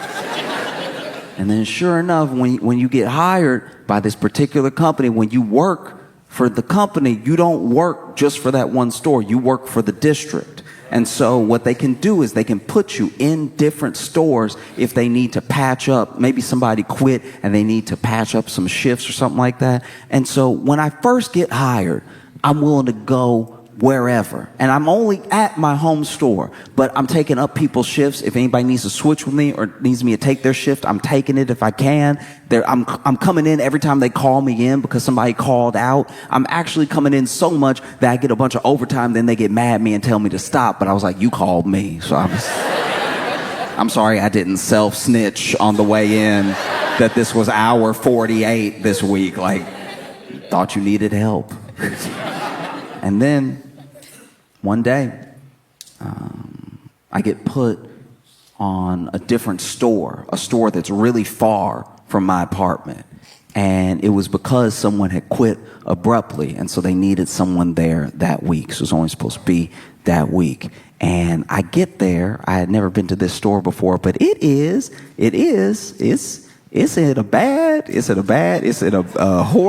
in a bad, it is in a remarkably unfortunate, it is in a bad neighborhood, okay? And I don't mean bad neighborhoods in like they have crime sometimes. I'm talking about fundamentally everything about this place felt like the worst version of the Twilight Zone. This is the only place I've ever seen on 3 different occasions a rat walk out of the trap. And Tom and Jerry style, like really starting his day, yawning and everything, stretching his legs and stuff. going about his day. And it was one of the big industrial traps. I don't even know what's in those things, but it's supposed to kill rats. And that's where he was chilling. So these are grizzled veteran rats. And I go in the store first day, I'm ringing people up and everything. And this one person comes to my line. She only had one item. I scan her protein bar. She pays me. And as she's paying and she's putting the cash in my hand, she leans in a little bit, which was odd. That's not something that you normally do. And then when I'm handing her change, she says, "Thank you. There's a poop in aisle 5." And then walks out.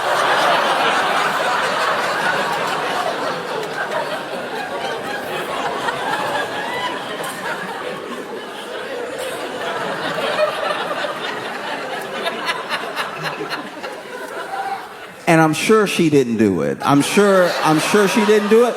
But the way she walked out so quickly, I was like, do you have something to do with this?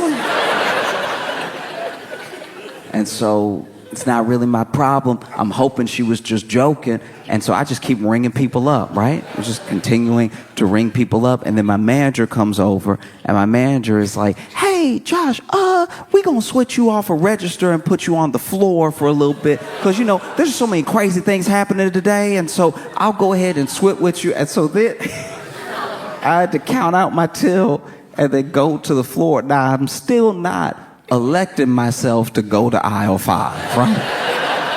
I went straight back to the back room to grab some chips that were out in front. And so I grabbed the box and I'm opening the box and, starting to stock the chips. And I hear a scream. And so I'm like, okay, it must be real. I just hear someone go, "Whoa, whoa, whoa!"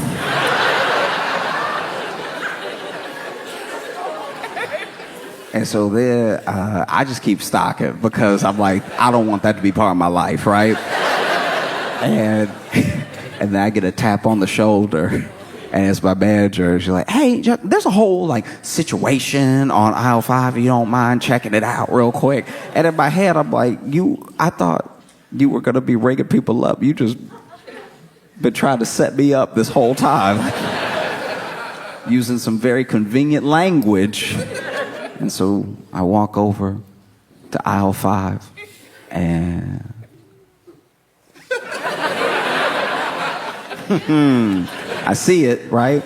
And the only thing on aisle 5, on the way to aisle 5, by the way, I passed 2 people who were running away from aisle 5. Fully bumped me out of the way. Just like, huh, huh, huh. Like when you're in a zombie movie and everybody's running in one direction, but you got the shotgun, so you got to head towards the zombies. And so then I turn the corner, I see it, and the only thing on aisle 5 is it and one guy. And that one guy is looking at it, and then he looks at me and goes, "I didn't do it."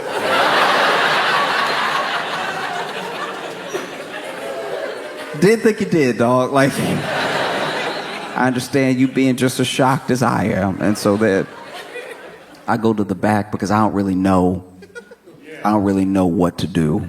You know what I mean? This has been laid at my feet and I don't feel prepared.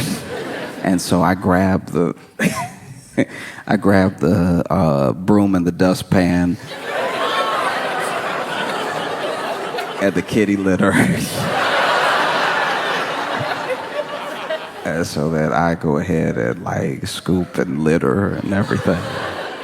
And that was day 1. That was the first day that I worked at that store. The second day, this older lady walked up to me at the register. I started ringing her up and everything, and she was hitting on me hard. And she was hitting on me in the way that older people can hit on you because they're not saying anything vulgar, but they're being very vulgar at the same time. They're not using the words, but you can tell the intent is there. And so she walked up and she was like, "Hi, young man." And I was like, that's the wildest I've ever been called young man in my life, because she really hit that hard A with the man. It lasted forever. She's like, "How you doing, young man?"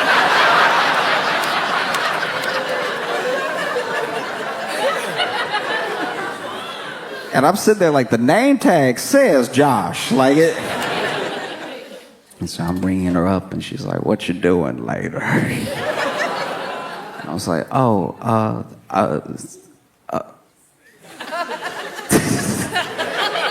work.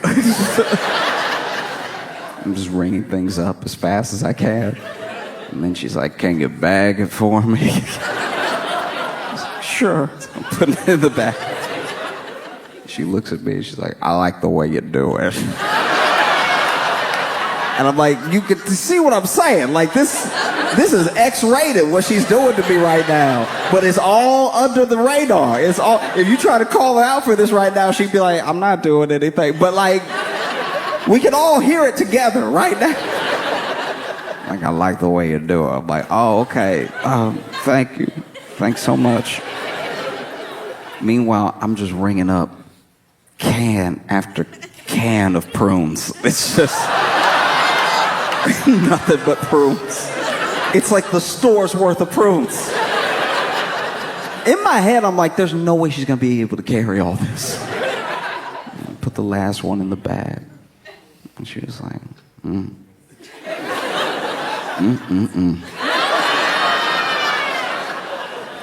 "I'll see you when I come back." And I've never felt more undressed in my life.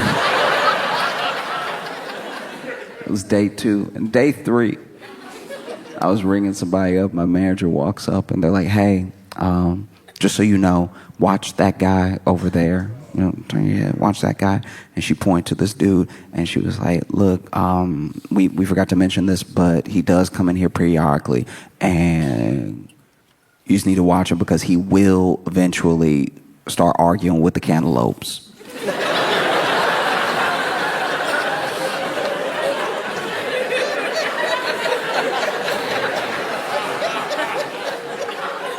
And I always try to be respectful of my bosses and stuff, but I did turn to her like, what am I supposed to do about that? Break it up? Like, what do you expect? Why you even tell me this information? We have a security guard, right?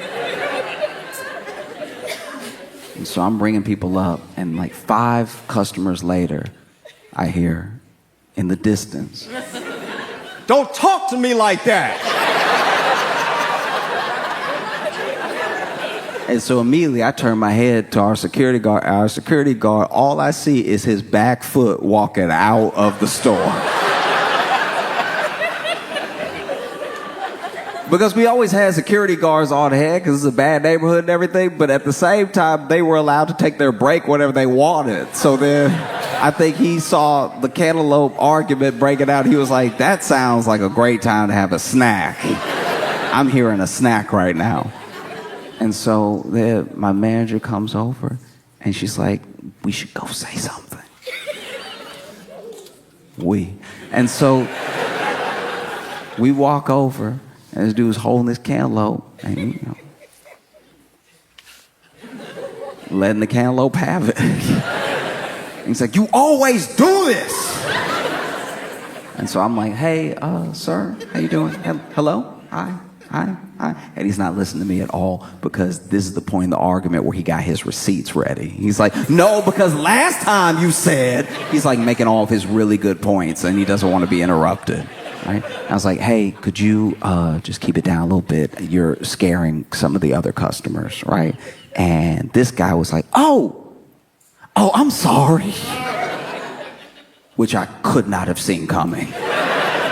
This guy goes, "Oh, I'm so sorry. I didn't mean to get loud. It just, you know how it is."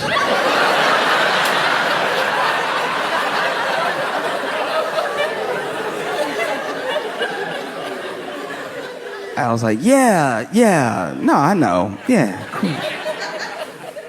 I'll go back to ringing people up, and then like several customers later, maybe 10 customers later, I see this dude in my line. And I start ringing up this one customer slow. Because I was like, maybe someone else will finish in time for him to get in another line. I do not want to have a conversation with this dude. And as I'm ringing them up, this guy's holding the cantaloupe and he goes, "Don't start again. Don't start again." And right as I look up, he's like, you know what? We're through. And he slammed the cantaloupe down. And I know he was arguing with a cantaloupe. But in that moment, I was like, oh.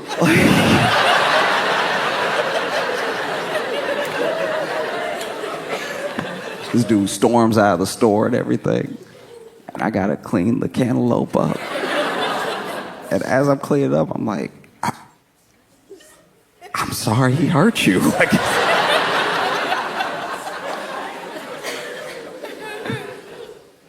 and that was just 3 days working there. You know, 3 days working there. And I was supposed to be there for a week. And they ended up having me there for 6 months. So when I tell you I can empathize what the astronauts are going through, like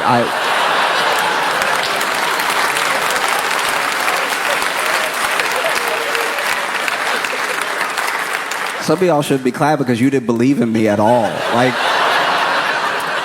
Like some of y'all, as soon as I spoke, you're like, he thinks he's an astronaut. Because even if you love space, even if you love being up there and that's your happy place and everything, which I totally get, and I hope that that's the case. I'm sure if you went up there and they told you it was going to be 8 days, that you probably had plans. It was June of 2024. I'm sure you wanted to do something else before the end of the year besides float. You know, I'm sure they would have loved to. I'm going to go out on a limb and say it. Probably vote in person. That probably would have been great. And now they're up there. And I even saw an article that said that they had initially said it was going to be February of 2025 when they were able to get them down. They told them that in September. And then it got pushed a little bit more, so to like March of 2025. And then I just saw an article that said that there have been some developments and they may actually be able to go up there and get them early.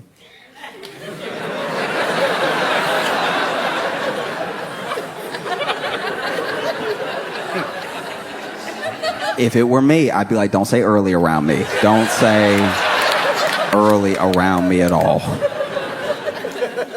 Because Butch and Sonny are up there and they're going to be returning to a very different Earth. Which might be why they so cool with being left up there. That might be it. They're probably like, nah, I'm good. I'm chilling. Don't worry about me.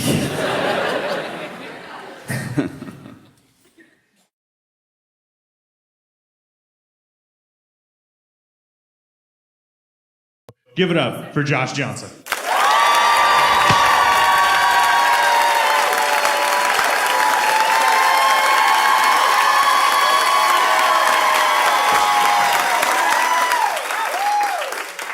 I've been loving getting to watch in real time the indictment of New York Mayor Eric Adams. This dude sucks so much. It's so bad. This dude sucks. I don't know who your mayor is, but be glad it's not Eric Adams. This dude is the worst. He's so corrupt.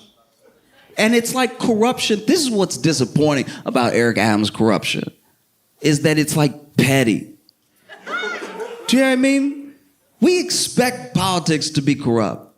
It says a lot that we do, but a part of us, do you know what I mean? And what does that say about us to a certain degree?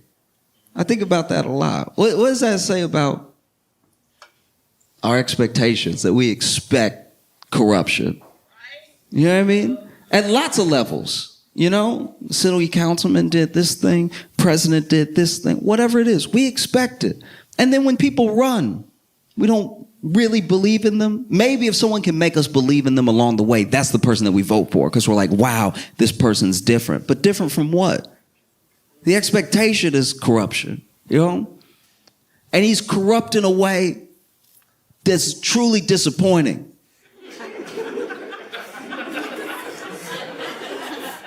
It's a shame. It's embarrassing how easy a politician is to buy. You could lease a new Subaru,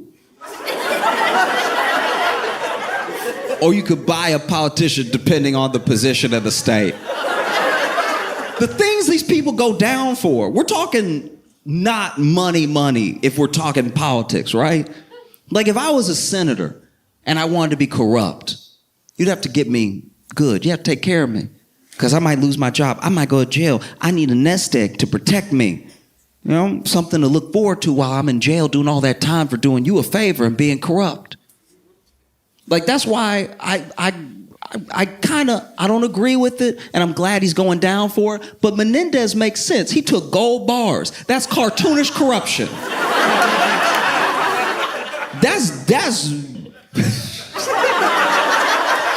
That is like full on 1950s cartoon corruption. That is New Yorker political cartoon corruption. To just take actual gold bars. Where do you get gold bars from? And then take the gold bars to do the favor for the person. This was funny about Eric Adams being indicted, is that New York City is, and this is coming from someone who lives there, and I do love it in New York, right? But New York is a dirty place, all right? Inside and out, okay? It's one of the more corrupt places. So to be the first mayor to ever be indicted with corruption charges in New York City, you gotta be one of the dumbest people who has ever lived. It's a city of corruption and you got caught. That's crazy. Sometimes I can't believe it, you know what I mean? Like, I'm sure he couldn't believe it. He was like, y'all, this is what we do.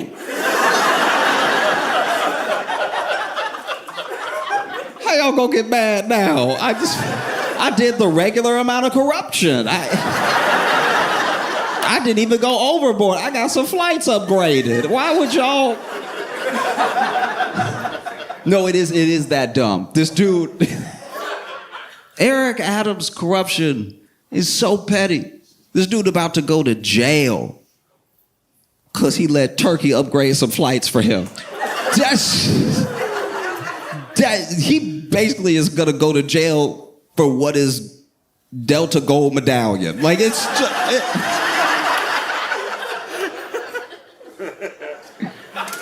It's very petty. Some nice meals, some flights. That's great that our mayor, New York's mayor, all it took to buy him was just treat him like a bad bitch for a night. Like, do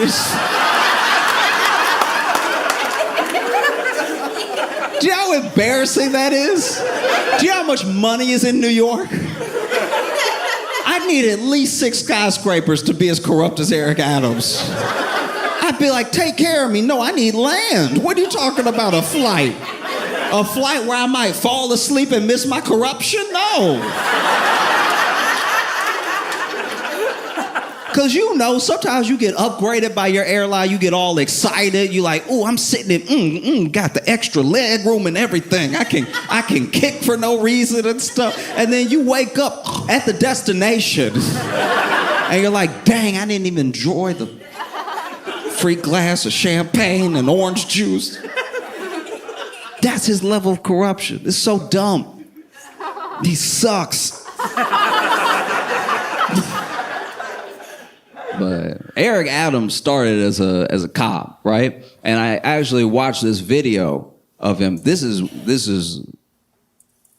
was a very entertaining watch. Basically, when he was a cop, he did a video. Maybe he was still a cop. I don't know. Maybe he had retired, but anyway, he used his police expertise to make the video. And it's basically a video where he shows parents how to search their children's rooms for drugs and guns, right? And the thing that's amazing about it is that clearly one of two things happened. Either Eric Adams told whoever was shooting the video to just go fill a room full of crack,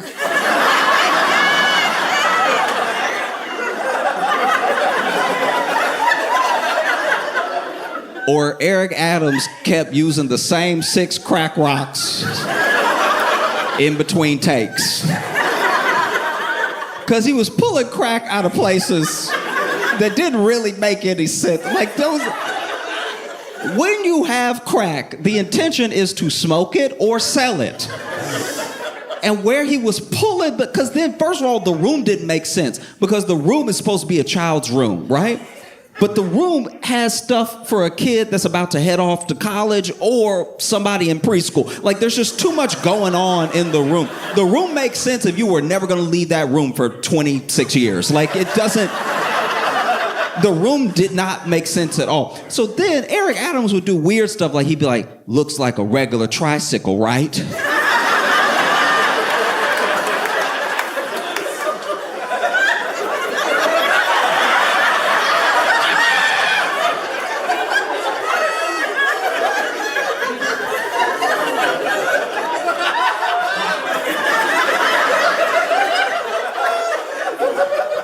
But if you pop this tire right quick, you pop this tire, pull it out, what do we find? Crack cocaine.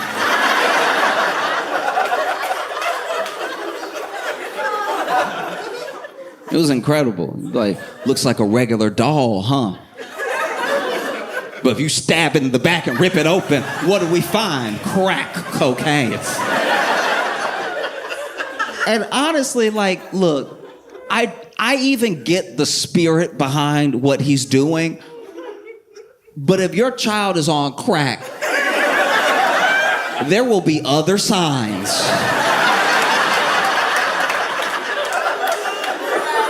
Besides a heavy tricycle wheel.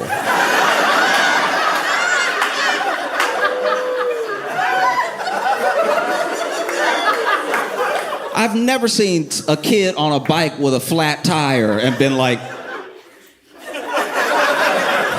we're losing the youth.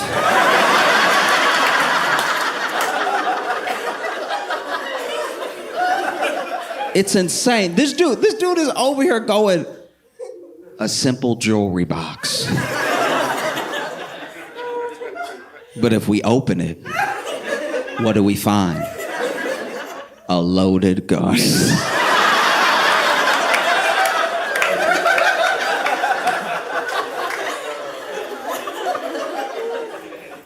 A pillow? You gave your child a pillow? And thought that they weren't gonna do the worst with it? You reach in that pillowcase, what do you find? A Glock.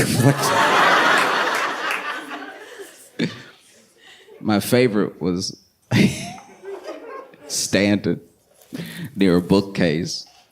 And he didn't say these words exactly, but the feeling that I got when I was watching him was just, you think your child reads?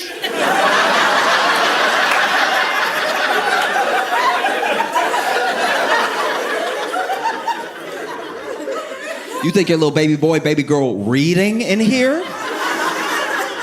No. They're a child, and we all know children are what? Crackheads. You open this book, and what do you find? What spills out? Crack cocaine. No. It was incredible. It was truly, the only thing he did do was pull crack out of the gun. Like,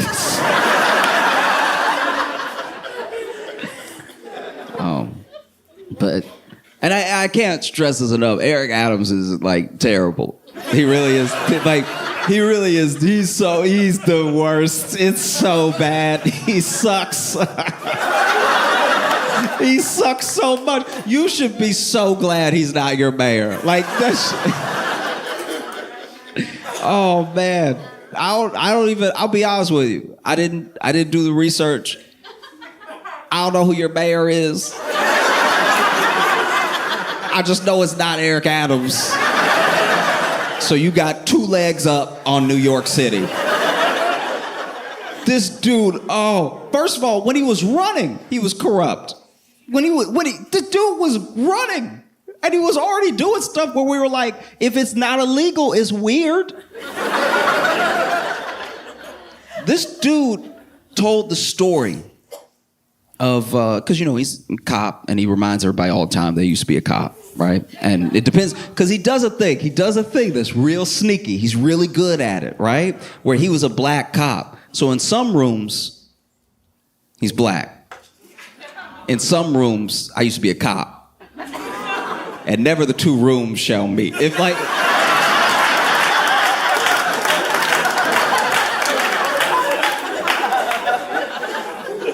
It's crazy. Okay, so this dude, when he was running, would tell the story of a fallen officer, right?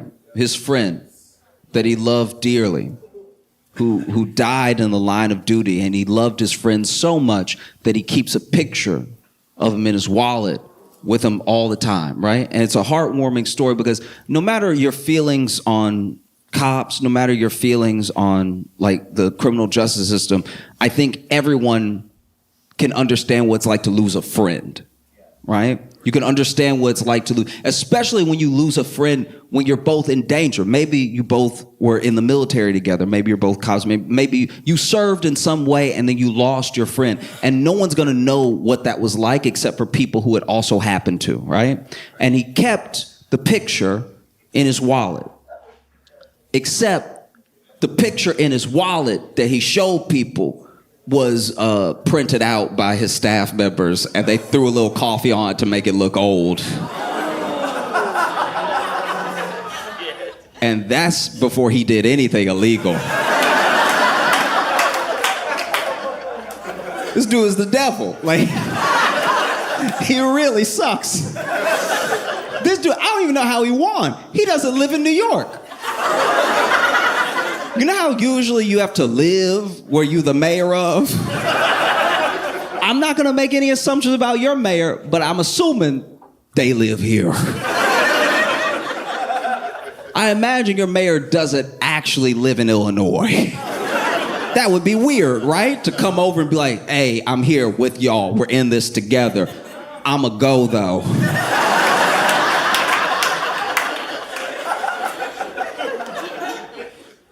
Dude lived in Jersey.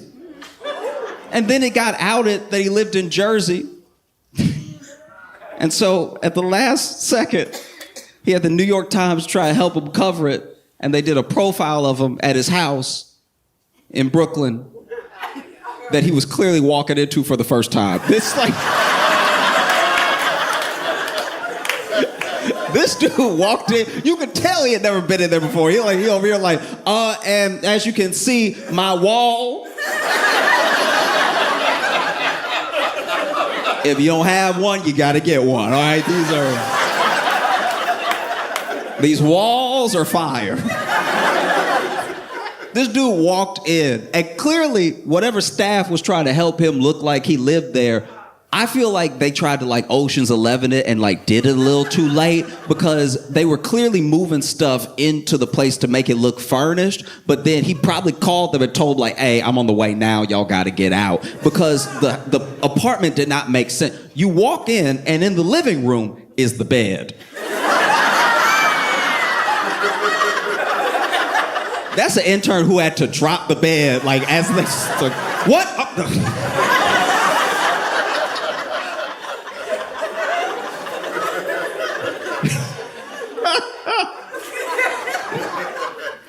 And then, they go, he opens the fridge because he really tried to do this MTV Cribs for the New York Times, right? And so then he opens the fridge and he's like, blat out my snacks, right? And there is way too much meat for Adams to be a vegan.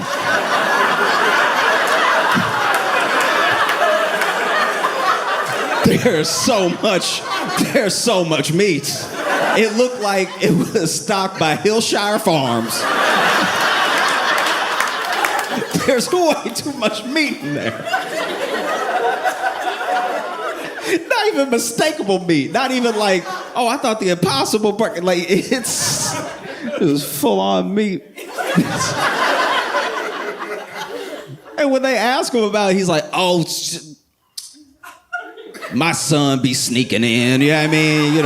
Because you know how when you have kids, as parents, you know how when you have kids, they sneak into your home and leave food, you know what I mean? in the fridge uneaten. You know how children are. All they do is leave food in the fridge and smoke crack. That's what children do.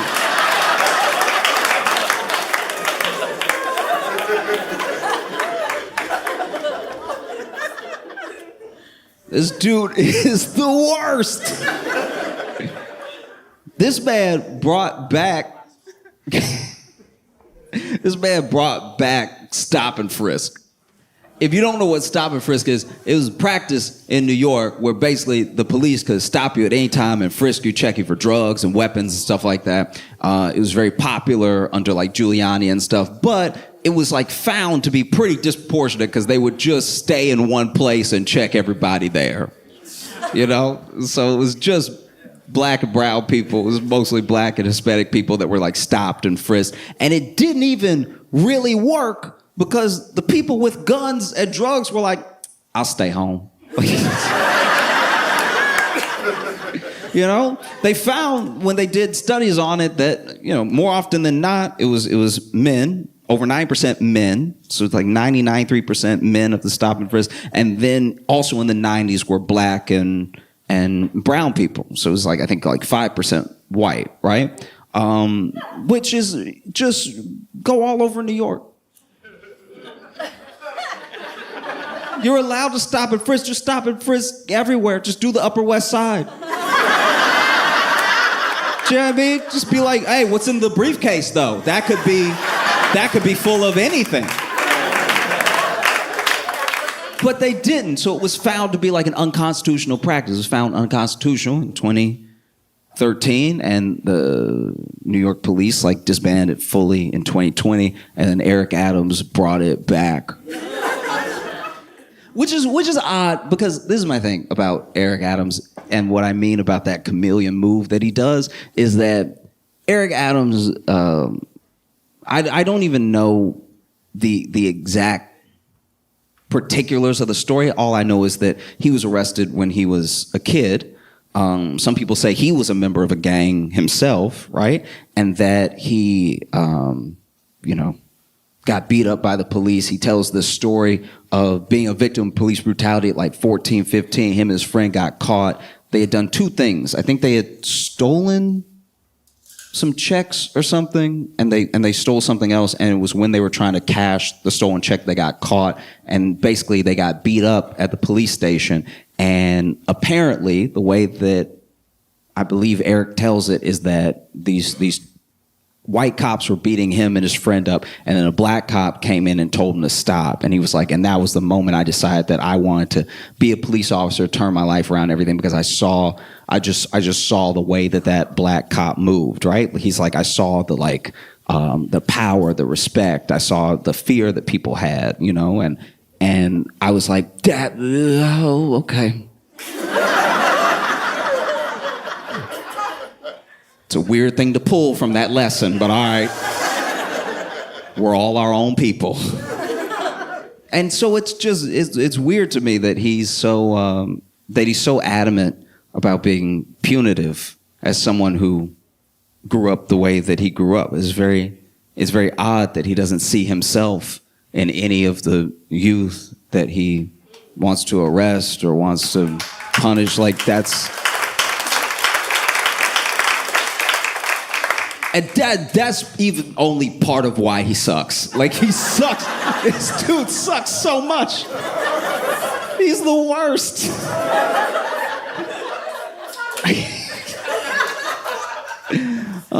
They opened the investigation into Eric Adams the way that the feds do, which is quietly. You know what I mean? The thing that's scary about the feds is that they always get you. Their conviction rate is in the 90s. So it's basically done. Like, do you know what I mean? Like, when they show up, it's only a matter of time, right? And the feds opened an investigation into them, and this is like a year ago, that they came through and they were like, hey, we're gonna need everybody's cell phone. Your whole team, right? Which is already not great. Probably Every mean thing I've ever said is on my cell phone. Do you know what I mean? Like, I try to be a good person, but if you pull up on me and you snatch my cell phone, you're gonna be like, oh, you an asshole, okay. The cell phone feels safe. You know, and the feds roll up and, you know, take his laptop, his cell phone, everything. And this is how you know, this is how a guilty dude moves, right? So he goes ahead and gets swooped on when the feds come and get everybody's cell phone. And he's like, oh, actually, my cell phone, I don't have it on me, right? I don't have it. And they were like, okay, we'll bring it first thing tomorrow. And he brings it. Next day, brings it, right? And then he's like, actually, I had changed my password to keep my aides out of my phone, because you know how aides are, always trying to face ID you and see what your business is and everything, even though you email them personally and stuff. But like, try to keep my aides out of my phone. So went ahead and I'm giving it to you now, but just know that I had to change the password, keep my aides out of my phone, and I just forgot it. This dude moves like a man who cheats. Like, that's crazy. And the feds basically had so much on them that they were like, oh, we don't need your phone. Because we have every other phone that you text.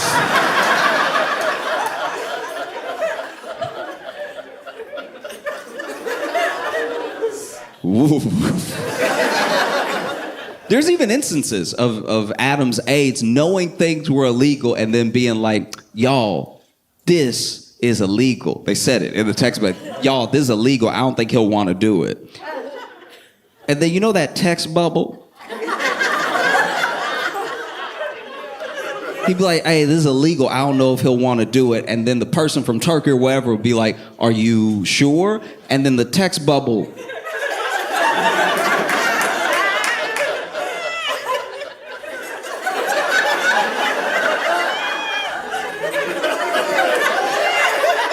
That bubble be cooking, right? That bubble be bubbling up, right? And then it go away for a second.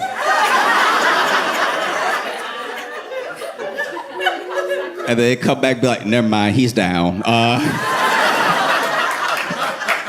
The amount of times that his aide said to other people, this is illegal. And then several texts later be like, so when are we? It was incredible, man. It's really fascinating. And then there was like, I think it was like one of his campaign aides, one of the people that worked under him, was being interrogated. And as soon as she realized the interrogation wasn't friendly, she was like, can I go to the bathroom real quick?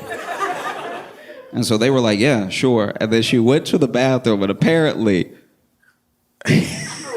started mass deleting as many text messages as she could. But then she was in there so long that the feds were like, she deleted text messages. Like, nobody got a boo-boo that bad. Like, I mean, who knows? Maybe she is shitting herself, but not. I can just imagine you realize your boss about to go to jail, you might go to jail too, and now you in the bathroom just, I'll be right out. Oh, it's bad. Oh no. Y'all still there? I can't stress this enough. This dude sucks. Like, it's like, okay. Maybe one of the funniest things about the whole case is that we don't definitively know one way or the other, but there's a chance that this dude would, like, the last straw that broke everything, that had the roof come tumbling down, that kicked over his house of cards, might have been, maybe, Sabrina Carpenter. Inadvertently. I don't know if you remember, but Sabrina Carpenter did a music video for a song called Feather, right? And in that music video, she's in a church, right? And she got permission to be in that church. As controversial as everything was, and as much as the archdiocese freaked out after they saw the video and as upset as people were, she got permission, right? She did the right thing, and she asked, can I do my video here? She didn't just run in and be like, quick. She did everything by the book, right? And the person that allowed her was a Monsignor, right? This Monsignor gave her permission to shoot in the church and everything. And then when the video comes out, obviously the archdiocese is all upset and stuff. They're like, nothing provocative or sexual should be in a church.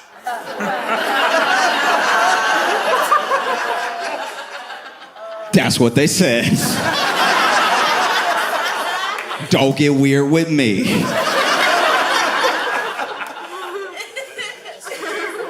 And so then they demoted the Monsignor. That's how mad they were, you know? They didn't fire him because I guess it's impossible to get fired at a church. You know, anybody else, any other job, they would have been like, you gotta go. But Catholic Church, they're like, no, we'll move you, don't worry.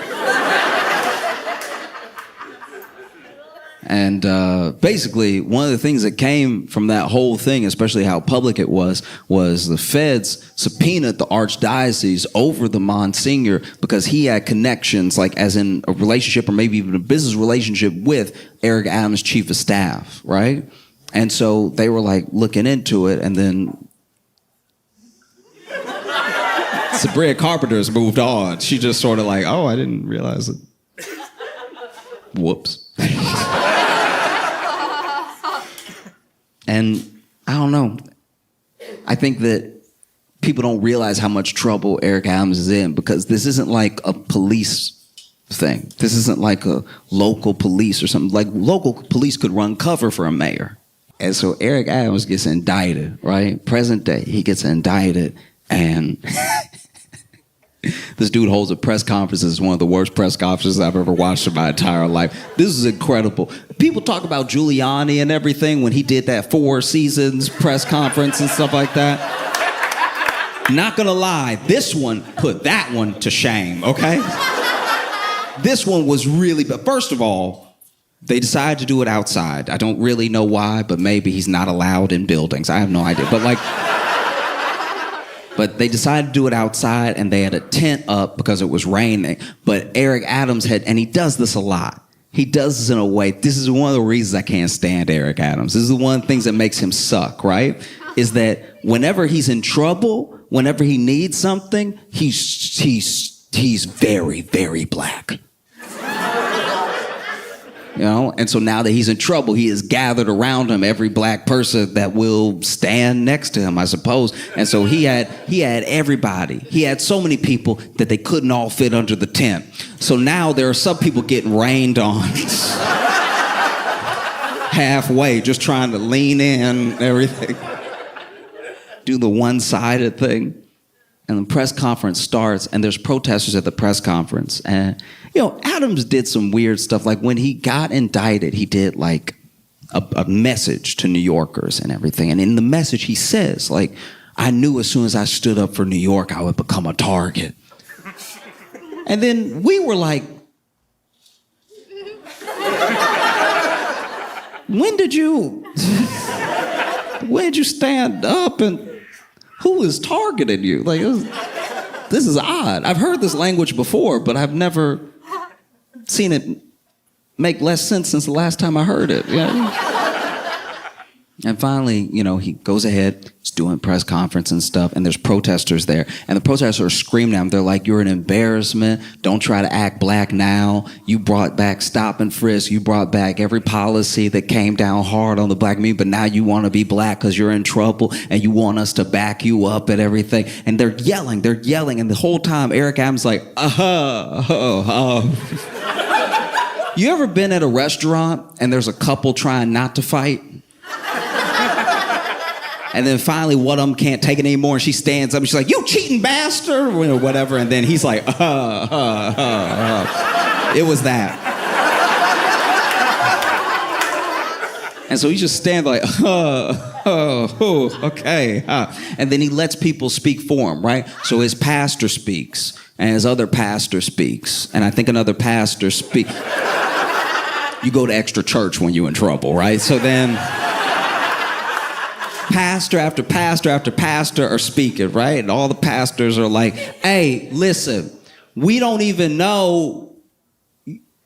Everybody has to have their day in court. Like, no one is actually professing this dude's innocence. Everybody's like, yeah, you can't judge lest ye be judged.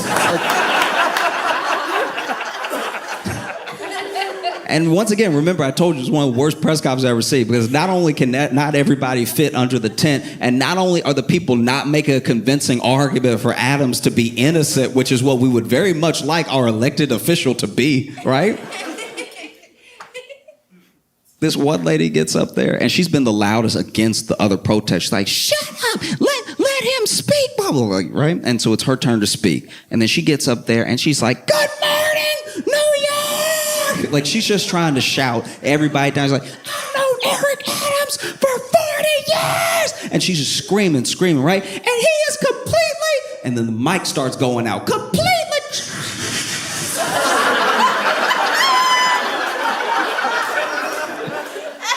And another thing... And he's not corrupt with a... Thank you.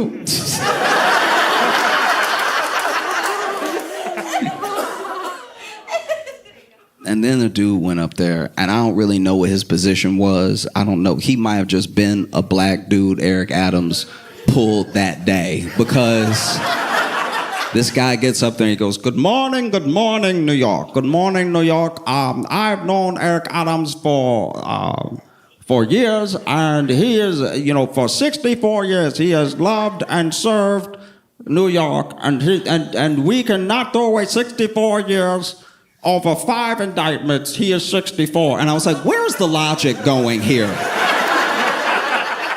You want that dude to be innocent because he's 64? Like, is that... There's no way he served 64. He just is alive for 64 years. But this dude was slick with it. He was like, do not throw away 64 years over 5 indictments. Nobody gonna kill him. Like, what are you talking about? Throwing away 64, we're not dating him. He got indicted. Do not throw away 64 years over 5 indictments. He is 64, thank you. I feel like that's the only dude that Eric Adams was like, probably should have let that be a tweet. And then it's Eric Adams' turn, right? And then counter-protesters are yelling. They're like, you're an embarrassment. You're an embarrassment to black people. You are an absolute embarrassment to the city, okay? You trying to make it a black thing. It's not a black thing. It's a you thing. You're corrupt. You're corrupt by yourself. It's not a black thing. It's a you thing, right? This dude's screaming. And he's like, what? Why is anything you're saying different from Trump? You're talking about you stand in the way. Stand in the way of what? You corrupt by yourself, right? And then Eric Adams like, and then he starts taking questions, right? And some of the questions were, you said that as soon as you stood up for New Yorkers, you would become a target. Who do you think you're a target of? Like Homeland Security, or what? There are government bodies that are serving you this indictment. Who do you think is targeting you, and why? And then he was like, that's a question for the federal government. And I was like, okay, not a great start. And then he goes, let me just get something clear right now. All right? And then the mic cuts out completely. He's like, I just want to say to y'all,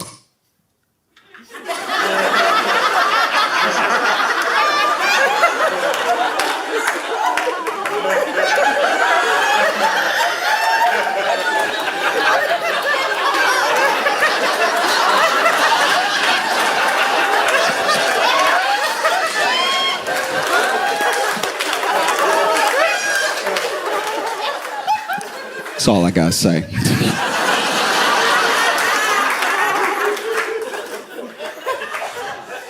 This is incredible, Incredible. I don't know. I would love to see Eric Adams, go to Rikers. I mean, particularly because of the terrible job he's done with Rikers. Just so you know, Rikers is a horrific place. It's been compared to Guantanamo Bay. Mainly because most of the people in Rikers, around 85%, have not been convicted of a crime. They just cannot afford to get off Rikers. They can't afford to pay bail and stuff like that. But they sit there until the trial, and the trial is sometimes 8 months away, 9 months away. So they're potentially innocent people just sitting there, rotting in a jail in terrible conditions because they just didn't have money. Any one of us could not have money. Most of us don't have enough money for the things we would like. So that's how close we are to being them. You know? And it's so bad that there's a federal monitor that's like over Rikers. And Eric Adams has worked with Rikers to subvert everything that would have them comply with the federal monitor. Right? It's horrific. And all they've really done is like try to throw money and staffing at the problem, but then money and staffing have become the problem because now Rikers is such a cushy job that there are a lot of people who don't show up for work. So now they really are wasting money because they'll be understaffed on a day where everyone is scheduled and then everyone calls in sick. And then people die at Rikers. People die every year at Rikers. You know? It's absolutely insane. And the staffing... If I'm correct, maybe I'm wrong, right? But last time I looked it up, the staffing was like 2 to 1. No jail has 2 to 1. No jail anywhere has 2 to 1, you know? And so what a poetic thing it would be, you know, for the guy that a year ago gave the key to the city to Diddy.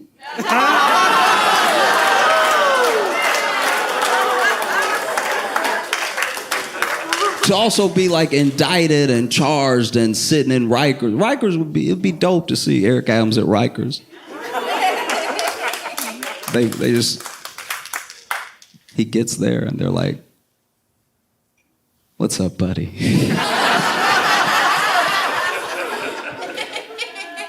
Let's talk. Oh. And so many people have resigned too. So many people have resigned from Eric Adams' administration that I don't know who works at New York anymore. It's a lot of people. People nobody was talking to, by the way. Like people who just are like, I'm just in charge of the library, but I'm gonna go because the block is hot. I don't want these problems.